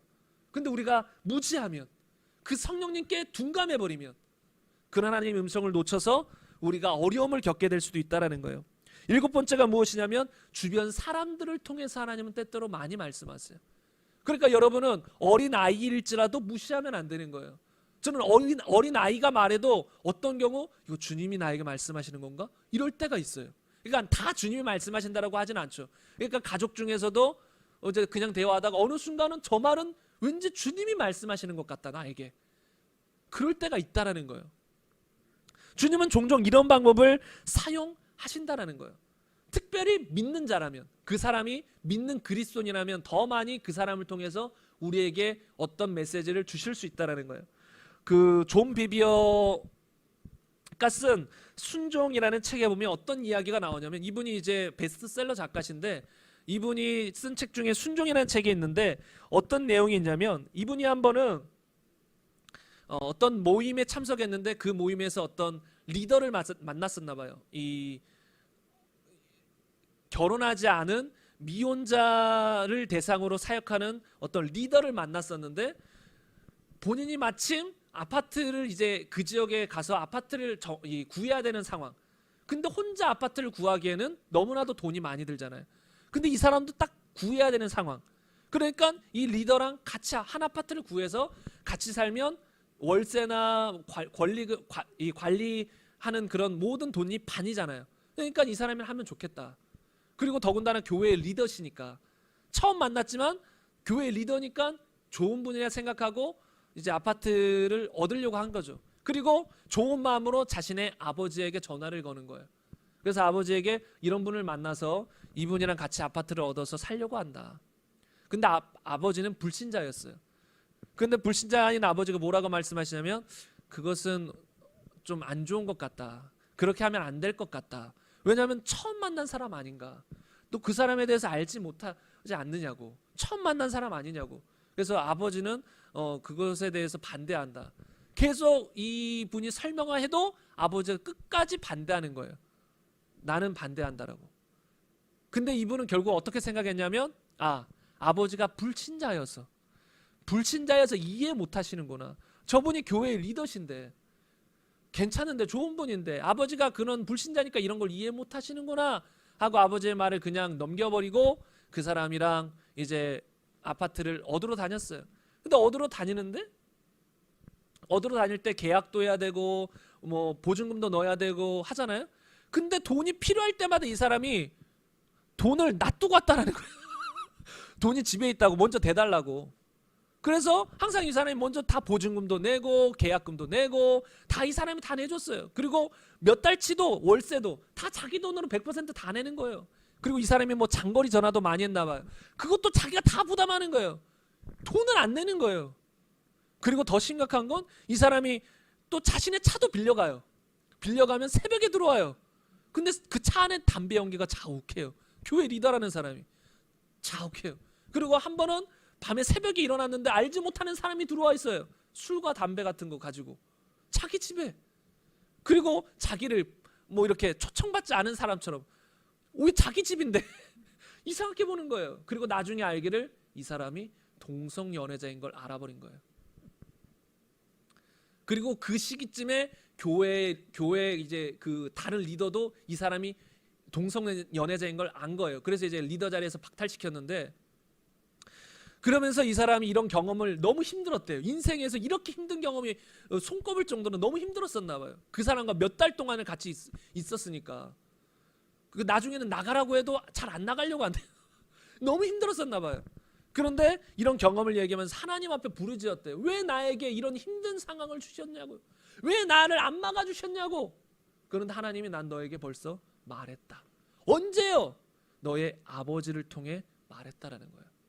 너의 아버지를 통해. 아버지가 불신자임에도 불구하고 아버지를 통해 말씀했다라는 거예요. 성경에 보면 부모에게 순종하라고 했지 예수님 잘 믿는 부모에게 순종하라고 한 게 아니에요. 그러니까 우리가 부모님이 불신자라고 할지라도 순종하는 것은 기본 전제예요. 다만 하나님의 진리에 대적해서 예를 들어 교회 못 가게 하거나 믿지 못하게 만들거나 그런 거는 부모의 말일지라도 우리가 순종하면 안 되겠죠. 하나님의 진리를 벗어나는 것이라면. 그러나 하나님의 말씀 안에서는 부모님이 불신자일지라도 우리가 순종할 의무가 있다는 거예요. 그래서 하나님은 불신자인 아버지일지라도 그를 통해 난 너에게 말했다. 근데 너가 듣지 않았다는 거예요. 이 사람이 아직 결혼하기 전이었어요. 결혼하기 전이라면 부모님 권위 아래 있거든요. 이 사람이 부모님으로부터 돈 받는 것도 없고 딴 지역에 가 있어도 결혼하기 전이면 부모님의 권위 아래 있기 때문에 부모님 말씀했을 때 순종해야 되는 부분이 있어요. 그런데 이분 그런 걸 주님이 가르쳐 주셨다는 거예요. 근데 이분은 그것에 대해서 무지했었죠. 그래서 너무나도 힘든 경험을 통해 깨달은 거예요. 부모님을 통해 또는 주변 사람들을 통해 하나님은 말씀하실 수도 있구나. 그래서 여러분이 주변 사람들이 뭐 우리에 대해서 뭔가 안 좋은 얘기를 하거나 책망하거나 아니면 무슨 얘기를 할 때 항상 그냥 싫다 거부해버릴 그럴 게 아니에요. 어떤 목사님은 그래요. 누가 자신에 대해서 욕해요. 그럼 찾아요. 주님, 내가 욕들을 짓을 했습니까? 내 안에 어떤 그런 죄가 있습니까? 알려주세요. 이렇게 하기도 한다는 거예요. 어떤 사람들을 통해서도 주님 말씀하실 수 있어요. 심지어 악인을 통해서도 주님은 말씀하실 수 있어요. 어떤 나쁜 사람이 우리에게 막 혼담을 해요. 근데 주님은 그걸 통해서도 때로 우리에게 말씀하실 때가 있을 수도 있어요. 왜 그럴까요? 우리 안에 어떤 죄가 있을 때 악인의 입술을 통해서도 그 안에서도 어떤 우리 메시지를 우리에게 때로는 주실 수도 있다라는 것이에요. 그래서 여러분은 주변 사람들의 말을 어린아이일지라도 민감하게, 물론 다 받아들일 필요는 없어요. 무시해버릴 말들, 마귀가 하는 말들도 수없이 많아요. 막 사람들 우리를 막 비난하고 욕하고 험담하고 그런 거 귀 기울일 필요 없어요. 마귀가 그런 사람들을 통해서 비난하고 욕하고 막 하는 거니까. 그러나 때로는 그 가운데서도 하나님이 말씀하시는 경우들이 종종 있다라는 거, 우리가 영적으로 민감하게 그런 것들은 반응해야 될 줄로 믿습니다. 그리고 8번째로, 환경을 통해서 때로는 주님 말씀하세요. 주님의 성령의 인도함을 따라가면 무조건 형통하고 잘 되는 경우들이 많이 있죠. 성령의 인도함을 따라가는데 뭐가 막힌다, 안 된다, 그거는 뭐가 잘못됐다라는 거예요. 인도를 제대로 따라가면 항상 형통하고 열리게 돼 있어요. 물론 핍박도 올 수 있고 마귀가 공격해서 일시적으로 막히는 부분이 있을 수 있어도 음성을 계속 따라가고 인도를 따라가면 결국은 열려져요. 계속 돌파해져요. 그런데 계속 막혀요. 하는 일마다 안 돼요. 그러면 그것은 하나님이 뭔가 말씀하고 계실 수 있다는 거예요. 주님이 지금 그것을 원치 않다라는 가능성이 있다는 거예요. 그래서 어떤 환경을 통해서도 뭔가 자꾸 안 된다, 사업을 해도 계속 망하고, 그럼 먼저 내 안에 무슨 죄가 있나, 하나님과 가로막힌 것이 있나, 이런 것들을 통해서 주의 음성을 들을 수 있어야 된다는 것이죠. 그리고 9번째로, 내 마음에 소원을 주심으로 하나님은 말씀하신다는 거예요. 빌립보서 2장 13절에 보면 너희 안에 행하시는 이는 하나님이시니 자기의 기쁘신 뜻을 위하여 너희에게 소원을 두어 행하게 하시나니. 우리 안에 어떤 소원을 주시기도 한다는 거예요. 예를 들어 내가 그냥 교회에서 열심히 예배드리고 있는데 어느 순간 나가서 전도해야겠다, 그리고 어떤 사람들은 불쌍한 사람들에게 구제해야겠다, 아니면 어떤 사람은 저 사람들을 좀 섬기고 싶다, 이런 마음이 드는 거예요. 그게 강렬한 소원으로 일어날 수도 있고, 아니면 어느 정도 그렇게 하면 좋을 것 같은데 이런 마음이 들 수도 있어요. 사람마다 다를 수 있지만 그런 어떤 소원들이 이 안에서 일어난다는 거예요. 그런 걸 통해서 주님 우리에게 말씀하시는 거예요. 너 저거 해라, 너 저거 사명이다, 너 저걸 통해 사람들을 섬기기 원한다, 이런 소원을 통해 하나님 말씀하실 수 있다는 거예요. 그러나 반드시 분별해야 될 건 내 소원과는 분별해야 돼요. 내가 원하는 걸 수도 있어요. 그냥 내가 원하는 거, 내가 저거 하고 싶어, 내가 그냥 저거 한번 해보고 싶어, 이것과는 좀 구별할 수 있어야 돼요. 그런 것들은 보통 육적인 거죠. 내가 원하는 것들은 보통 육적인 것이고 성경적이지 않은 경우들이 많아요. 그러나 성경적이고 뭔가 이 안에서 정말 하나님의 뜻인 것 같고, 그리고 막 그것을 하고 싶어요. 그럼 하나님이 우리 안에 그런 소원을 통해 말씀하시는 것으로 알 수 있다는 거예요. 그리고 마지막으로 10번째입니다. 사물을 통해서도 때때로 하나님 말씀하세요. 사물, 대표적으로 성경에서는 나귀를 통해 하나님 말씀하셨어요. 그 발람 선지자가 잘못 가고 있을 때 그 앞에 하나님의 천사가 나타나서 칼 들고 있었나 봐요. 그런데 나귀는 눈이 열려가지고 그걸 봤어요. 저기로 가면 천사에게 죽겠다 해서 막 도망가요. 발람 선지자는 몰라요. 모르니까 막 나귀를 쳐요. 왜 이렇게 가냐? 그런데 그때 하나님이 나귀의 입을 여신 거예요. 그러니까 나귀가, 주님 왜 나를 치십니까? 내가 이 평생 불순종한 적이 있었습니까? 없다 하면, 이렇게 이제 이 나귀랑 그 발람 선지자가 대화하는데, 그때 하나님이 이 발람 선지자의 눈을 여신 거예요. 그 앞에 천사가 칼 들고 있었던 거예요. 그러면서 만약에 나귀가 피하지 않았다면 나귀는 살았을지 몰라도, 나귀는 살았겠지만 넌 죽었다. 나귀 때문에 네가 산 것이다. 그래서 이 발람 선지자에게 크게 책망하는 그런 일들이 있었는데, 그래서 하나님은 때때로 어떤 사물들을 통해서도 말씀하세요. 예를 들어 어떤 사람에게는 이 닭이 꺾여 하고 오는 게 이렇게 들릴 수도 있어요. 회개하라. 그렇게 하나님이 귀를 열어서 들리게 하실 수도 있어요. 때때로. 이건 일반적이지 않지만 하나님이 특별한 상황에 어떤 사람들에게, 다른 사람은 꺾여 하고 듣는데 저 사람이 회개하라 이렇게 들릴 수도 있다는 거예요. 하나님이 귀를 여셔서 때때로 그렇게 하실 수도 있다는 것이죠. 그래서 우리는 이런 것들이 저는 이런 게 너무 이런 경험들을 많이 해보고 싶기도 하고 신비한 거라고 생각이 안 들어요. 당연한 것이라고 생각돼요. 이런 무리를 걷는 거 신비한 게 아니에요. 주님이 원하시면 누구든 무리 걷는 거예요. 근데 누구나 걷고 싶다고 해서 하나님이 다 걷게 하시는 건 아니죠. 필요할 때 그렇게 역사하시는 거죠. 오병이어도 마찬가지고. 이렇게 당나귀와 대화하는 것도 저도 한번 이렇게 강아지나 이런 거 한번 대화해보고 싶기도 해요. 저 뭔데 무슨 말 하려나 한 번도 들어보진 못했어요. 강아지가 말하는 거. 굳이 우리가 평생 살면서 강아지를 입을 열어서 우리에게 말씀하실 일은 아마 거의 없을 거예요. 전 세계 인구 중에 소수의 사람들에게 그렇게 말할지는 몰라도 하나님이 그렇게는 보통 말씀하시진 않지만 때때로 그럴 수 있어요. 강아지 아니면 금붕어, 집에 있는 금붕어하고 금붕어야 뭐하니? 이렇게 하는데 금붕어 뭐라고? 회개하십시오. 제가 옆에서 다 지켜봤습니다. 지금 음란한 영상 보는 거 다 봤습니다. 예를 들어 금붕어가 입을 열어서 이렇게 책망할 수도 있어요. 아무도 없는 줄 알고 죄를 범하고 있었어요. 근데 금붕어는 보고 있어요. 집안에서. 어느 순간 금붕어 입을 열어서 하나님이 사랑하시니까 그것도 그러는 거예요. 책망도. 금붕어 입을 열어서 내가 다 봤습니다. 주인님 그 음란한 거 다 봤습니다. 회개하십시오. 금붕어가 이럴 수도 있다라는 거예요. 그러나 이런 건 일반적이지는 않다. 우리가 이런 걸 추구할 필요는 없다라는 것이죠. 그래서 이렇게 10가지에 대해서 그전에도 몇 가지 나누고 이렇게 10가지에 대해서 하나님 음성 듣기에 대해서 나눴습니다. 그 밖에도 몇 가지 더 하나님 여러 가지 방법으로 말씀하실 수도 있겠지만 대부분이 이렇게 하나님 이 정도만 알아도 여러분이 삶 속에서 하나님 음성 듣는 데는 충분히 도움이 많이 될 거예요. 그래서 도움이 많이 될 거예요. 그래서 여러분이 사모하시고 하나님의 인도하심을 받길 원합니다. 그래서 이제 이렇게 10가지 나누는 건 끝났고요. 몇 가지 여러분에게 주의할 점을 좀 나누고 싶어요. 잘못된 음성 듣기를 원하는 사람들이 종종 많이 있어요. 잘못된 음성. 그 중에 한 부류는 어떤 부류냐면 양털 기도하는 사람들. 이 구약시대의 사사기 6장에 보면 기드온이 하나님께 구해요. 만약에 나를 통해 이스라엘 백성들을 이 백성을 구원하시려거든 확신을 달라는 거예요. 근데 어떻게 확신을 달라고 하냐면 양털을 밖에다 내놓는데 하루는 양털만 줬고 주변 땅은 마르고 그 다음 날은 주변 땅은 젖고 양털만 마르고 근데 그 2번 다 응답을 해주신 거예요. 기적인 거죠. 말도 안 되는 거죠. 이슬이 양털만 피해가나요? 아니면 이슬이 땅만 피하고 양털에만 맺히나요? 그러지 않아요. 그러나 그런 기적 같은 일들을 벌여주셨다는 거예요. 다시 말하면 이런 양털 기도가 뭐냐면 우리가 삶 속에서 하나님의 뜻이라면 이렇게 해주세요. 이런 기도하는 사람들이 그리스도인들 중에 아주 많아요. 제가 며칠 전에 만났던 어떤 사람도 이런 종류의 기도를 했던 것 같더라고요.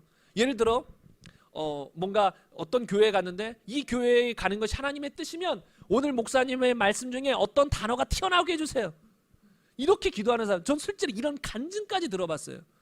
실제로 하나님의 뜻이면 오늘 목사님이 평생 말씀하시지 않았던 어떤 단어인지 기억이 안 나요. 예를 들어 메뚜기라고 해서 생각해 보겠습니다. 목사님이 설교 강단에서 메뚜기에 얘기할 일은 거의 없겠죠. 그러니까 저 목사님은 평생 제가 목사님 입에서 메뚜기 단어를 못 들어본 거예요.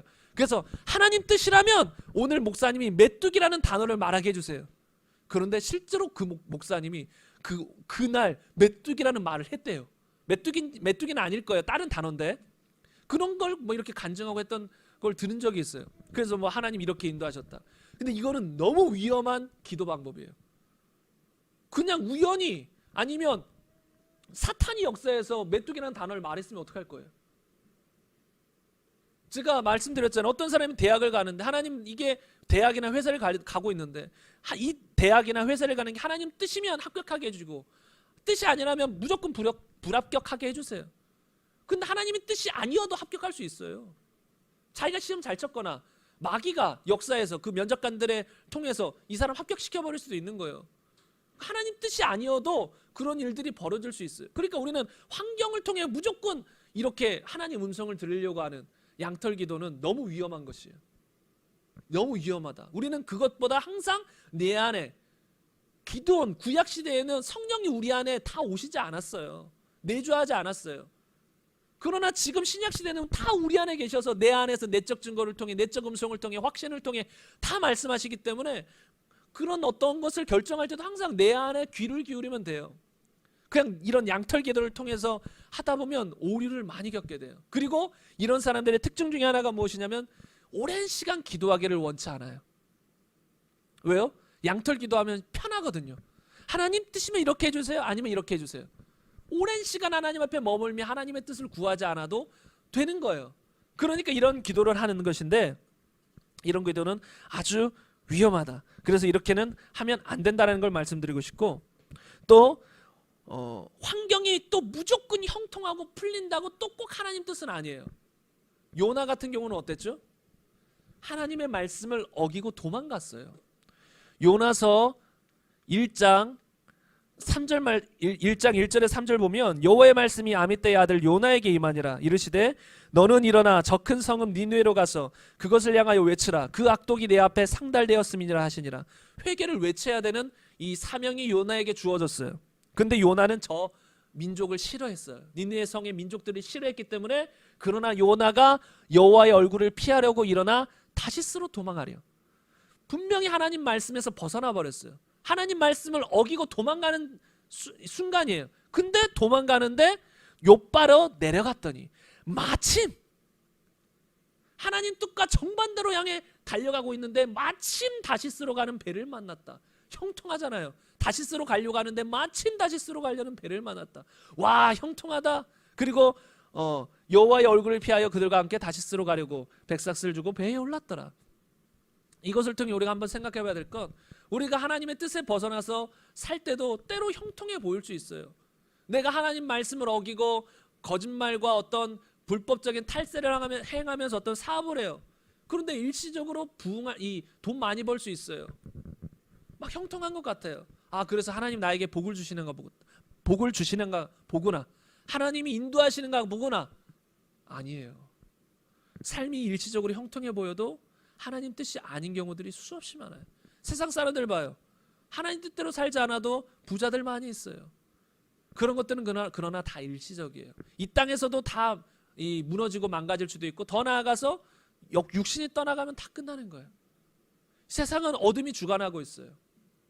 그래서 이 귀신들도 마귀들도 자신들이 원하는 사람을 부유하게 만들기도 해요. 그 사람들을 인기 스타로 만들기도 해요. 지금 연예인들 중에 인기 스타 뜨는데 좀 이 하나님의 시각으로, 성경적인 시각으로 상당히 악한 사람들 많아요. 마귀들이 세우는 거예요. 마귀들이 세상에서 뛰어나게 그들 해주는 거예요. 그들 통해서 악한 영향을 세상에 뻗치는 거예요. 그래서 환경이 형통하다고 무조건 맞는 건 아니다. 어떤 사람은 환경이 형통하면 뭐 다 하나님 뜻인 것 마냥 살아가는 사람들이 있어요. 그거 아니라는 거예요. 그리고 또 이런 거, 성경을 딱 펴요. 어떤 것을 향해 기도하고 주님 알려주세요 하고 성경을 딱 펴요. 그리고 딱 보이는 구절을 보고 하나님 뜻인 걸 알려고 해요. 이것도 너무 위험해요. 여러분 보세요. 예를 들어 어떤 사람이, 이제 여러분 우리가 보통 헌금을 할 때도 저는 주님께 보통은 정해져 있죠. 이제 매주 얼마씩 하는 건 정해져 있지만, 어떤 집회를 가거나 수련을 가거나 할 때는 때로 물어봐요. 하나님 얼마 정도 헌금하면 좋을까요? 그런데 어떤 사람이 예를 들어 이렇게 얼마 정도 헌금하면 좋을까요? 하나님께 묻고 성경을 딱 폈어요. 근데 예를 들어 누가복음 21장 1절에서 4절이 나왔다고 생각해 보세요. 이게 뭘까요? 어떤 과부가 2렙돈을 넣었어요. 근데 그게 뭐였어요? 전 재산이었어요. 얼마나 낼까요? 하고 딱 폈더니 전 재산을 넣었더라. 아, 이게 하나님 음성이구나. 전 재산 갖다 바쳐. 이러면 안 된다라는 거예요. 여러분, 그냥 뭔가 하나님 음성을 듣고자 성경을 딱 펼쳐서 딱 처음 나오는 구절, 아니면 뭔가 땡기는 구절, 그거 가지고 하나님 나 이렇게 말씀하신다, 이러면 너무나도 큰 오류가 생길 수 있어요. 여러분, 헌금은 기본적으로 자신의 수준 안에서 하는 것이고, 이 자신의 수준을 넘어서서 막 과하게 헌금하는 거는 오히려 좋지 않아요. 그래서 가정이 파탄나거나 막 빚을 져가면서 헌금하는 사람도 있어요. 그거는 모르겠어요. 진짜 하나님이 명하셨으면 모르겠어요. 그 부자 청년처럼 재산을 팔아 다 가난자에게 주라, 그렇게 명하셨으면 모르겠지만 일반적이진 않아요. 일반적이면 빚을 져가면서 헌금하면 안 되고, 자신의 수준 안에서 그냥 헌금하는 것이에요. 기뻐하는 마음으로. 그래서 이런 식으로 성경을 딱 펼쳐서 이렇게 하나님 음성 들으면 안 되고, 또 많은 사람이 실수하는 것이 무엇이냐면, 벌써 내가 원하는 건 정해져 있어요. 하나님이 음성을 듣는 큰 이유가 뭐예요? 하나님의 인도함을 받고자 하는 거예요. 내 삶 속에 하나님의 인도함을 받고 하나님 뜻대로 살고 싶은 마음 때문에 더욱 물어보는 거예요. 하나님 뜻이 무엇입니까? 내가 뭘 결정해야 되는데 하나님 뜻이 무엇입니까? 하나님 뜻대로 살고 싶습니다 하고 막 물어보는 건데 벌써 정해져 있어요. A라는 것이 정해져 있고 하나님 어떻게 하길 원하십니까? 속에선 A예요. 어떻게 하길 원하십니까? A를 하라는 음성이 아니면 또 물어봐요. 어떻게 하길 원하십니까? 계속 묻다가 어느 순간 A라고 하나님 말씀하시는 것 같아 하고 살아가는 거예요. 이 배우자 기도하는 이 사람들 중에서도 자신은 벌써 배우자를 마음에 뒀어요. 저 사람은 결혼하고 싶어요. 그러면서 하나님께 묻는 거예요. 최종 사인을 주세요. 승인을 주세요. 근데 내려놓고 기도하지 않아요. 무조건 결혼할 거예요, 주님.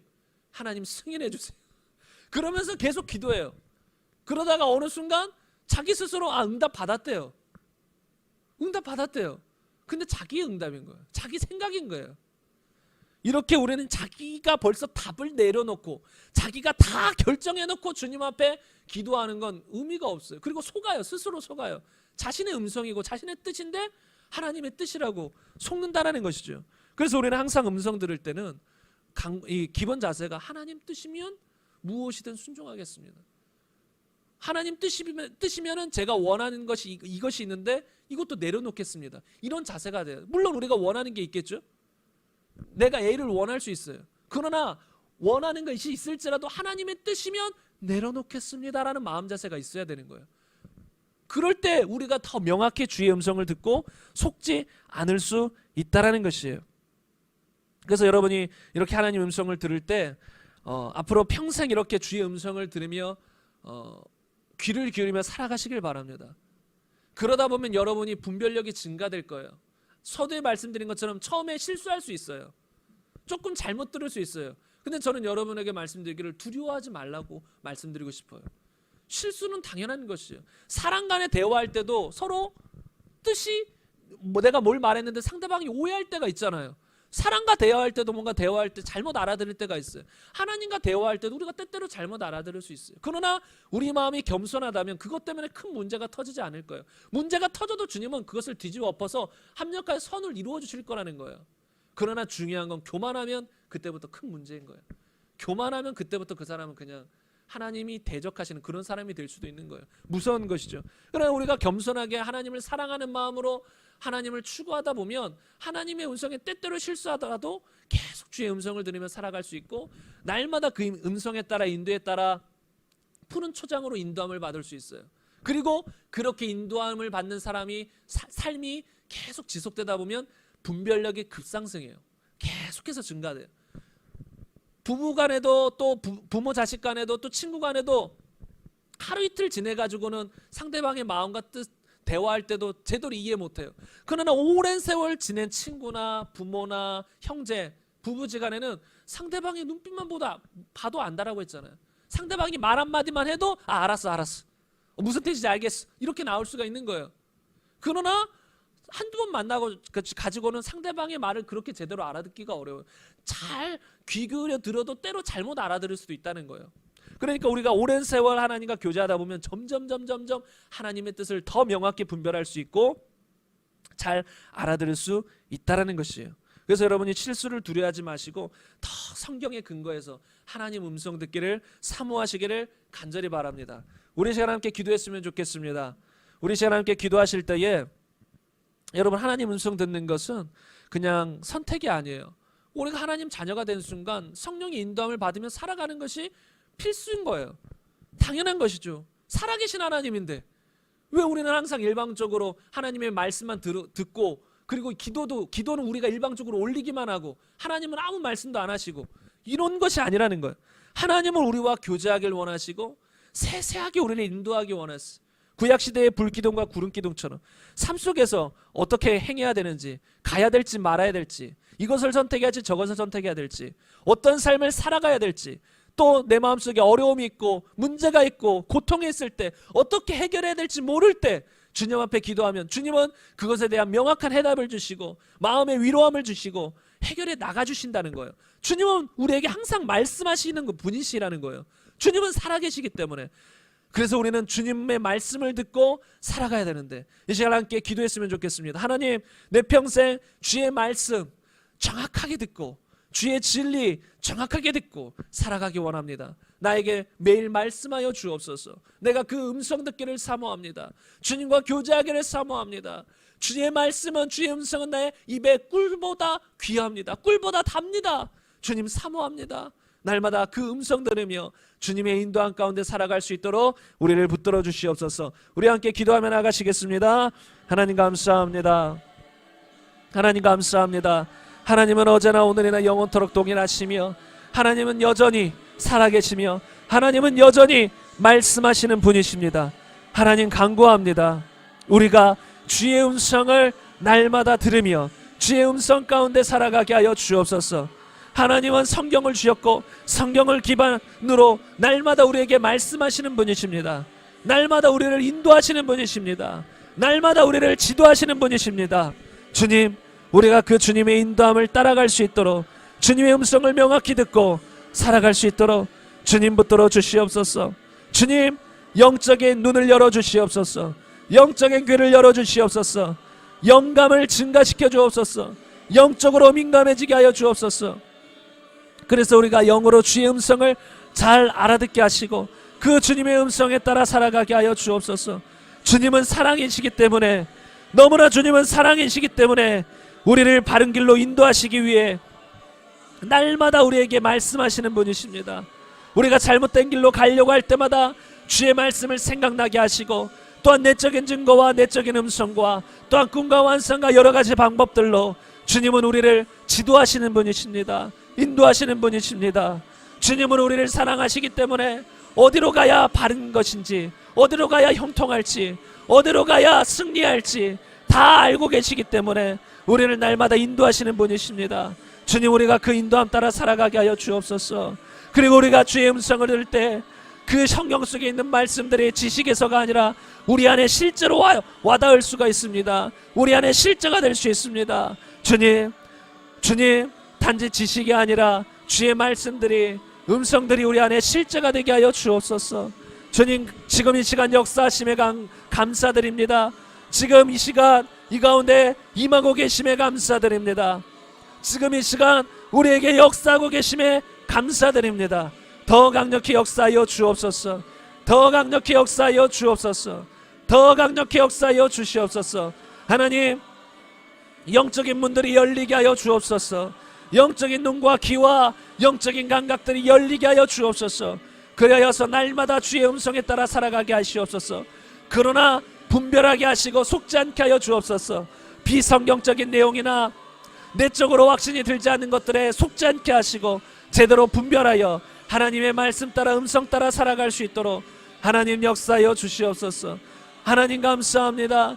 이 시간 기적과 능력으로 행하시는 주님을 찬양합니다. 주님 역사하소서. 하나님 역사하여 주시옵소서. 하나님 역사하여 주시옵소서. 하나님 역사레베스크보 라디아스카 야라발라스보 야라발라 야라발라디아스보 아버지 연더라와스 안다라바 야라발라스보 라디아스보 아버지 역사하여 주옵소서. 아버지 성경에 기록된 수없이 많은 하나님의 음성 듣는 통로를 통해 우리가 매일 주의 음성을 들으며 살게 하여 주옵소서. 주님의 인도함이 필요합니다. 날마다 우리는 주님의 인도하심이 필요합니다. 우리는 하루 앞날도 제대로 볼 수가 없습니다. 한치 앞을 보지 못합니다. 그렇기 때문에 우리는 더욱더 주님의 인도함이 필요합니다. 주님의 지도하심이 필요합니다. 주님, 우리는 연약하기에 더욱 주님의 인도하심을 갈망합니다. 주님, 우리 각 성도님들을 인도하여 주옵소서. 매일매일 인도하여 주옵소서. 매일매일 인도하여 주옵소서. 매일매일 인도하여 주옵소서. 주님 역사하여 주옵소서. 주님 역사하여 주옵소서. 주님 역사하여 주옵소서. 주님 역사하여 주옵소서. 주님 감사합니다.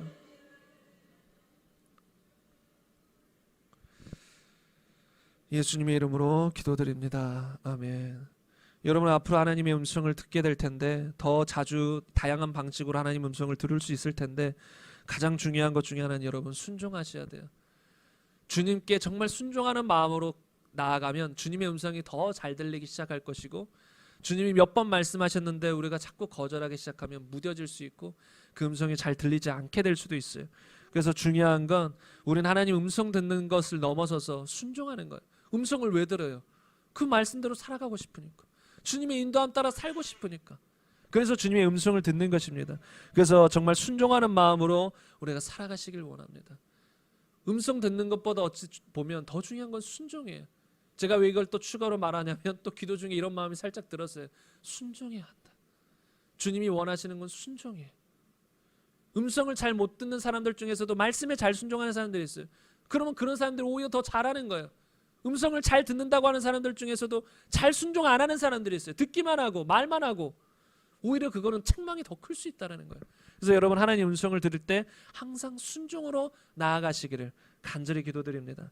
제가 기도하고 마치겠습니다. 주님 감사합니다. 주님은 지금도 살아계셔서 우리에게 말씀하시고 단지 성경을 주고 끝난 것이 아니라 성경 말씀 그 기반 위에서 성령을 통해서 날마다 우리를 지도하시고 가르치시고 인도하시고 말씀하시는 분이십니다.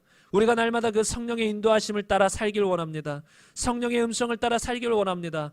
우리에게 더 분별력을 증가시켜 주시고 우리가 하나님의 음성을 더 잘 듣게 하시셔서 날마다 주님의 인도함 따라 살아가게 하여 주옵소서. 주님을 사랑합니다. 나는 주님의 인도함 따라 살길 원합니다. 주님의 인도함 따라 주님의 뜻에 따라 살아가길 원합니다. 주님 더욱더 우리를 지도하시고 인도하여 주옵소서. 주님 붙들어 주옵소서. 주님 사모합니다. 주의 음성 듣기를 사모합니다. 더욱더 깊이 주님 우리 각 사람과 교제할 수 있도록 하나님 이 은혜를 베풀어 주옵소서. 은혜를 베풀어 주옵소서. 그리고 하나님 또한 준비한 예물 드렸습니다. 준비한 예물 하나님이 원하시는 귀한 곳에 쓰이게 하여 주옵시고 하나님 우리가 무엇보다 주님 안에서 항상 겸손하며 주의 뜻에 따라 순종하며 살아갈 수 있도록 하나님 붙들어 주옵소서. 하나님 말씀도 어떤 사람들은 많이 읽는데 그칩니다. 음성도 많이 듣는데 그칩니다.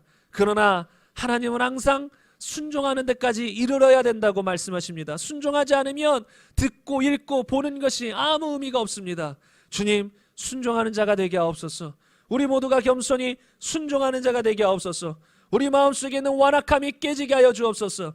우리 마음속에 내가 주인된 것 같은 그런 완악한 마음들이 죄악된 마음들이 깨어지게 하시고 철저히 겸손히 주의 말씀에 순종하며 살아갈 수 있도록 하나님 붙들어 주옵소서.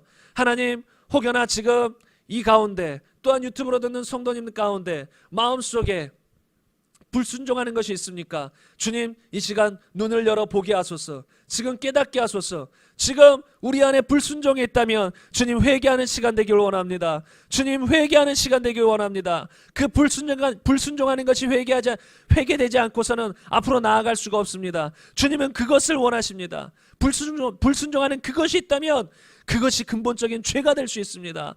주님이 지금 이 시간 하나님 께서 우리에게 책망하실 수 있는데 하나님 보여주옵소서. 주님 우리 안에 불순종이 있습니까? 주님 앞에 고질적으로 불순종하는 것이 있습니까?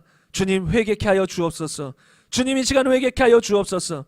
주님 이 시간 마음을 돌이키게 하여 주옵소서. 제가 지금 이 시간 이것에 대해서 기도를 더 하는 이유는 기도가 계속 이것에 대해서 끊이지 않기 때문에 그래요. 다른 기도로 넘어가니까 마음에 거부감이 들어요. 이 기도를 더 하길 주님이 원하시는 것이에요.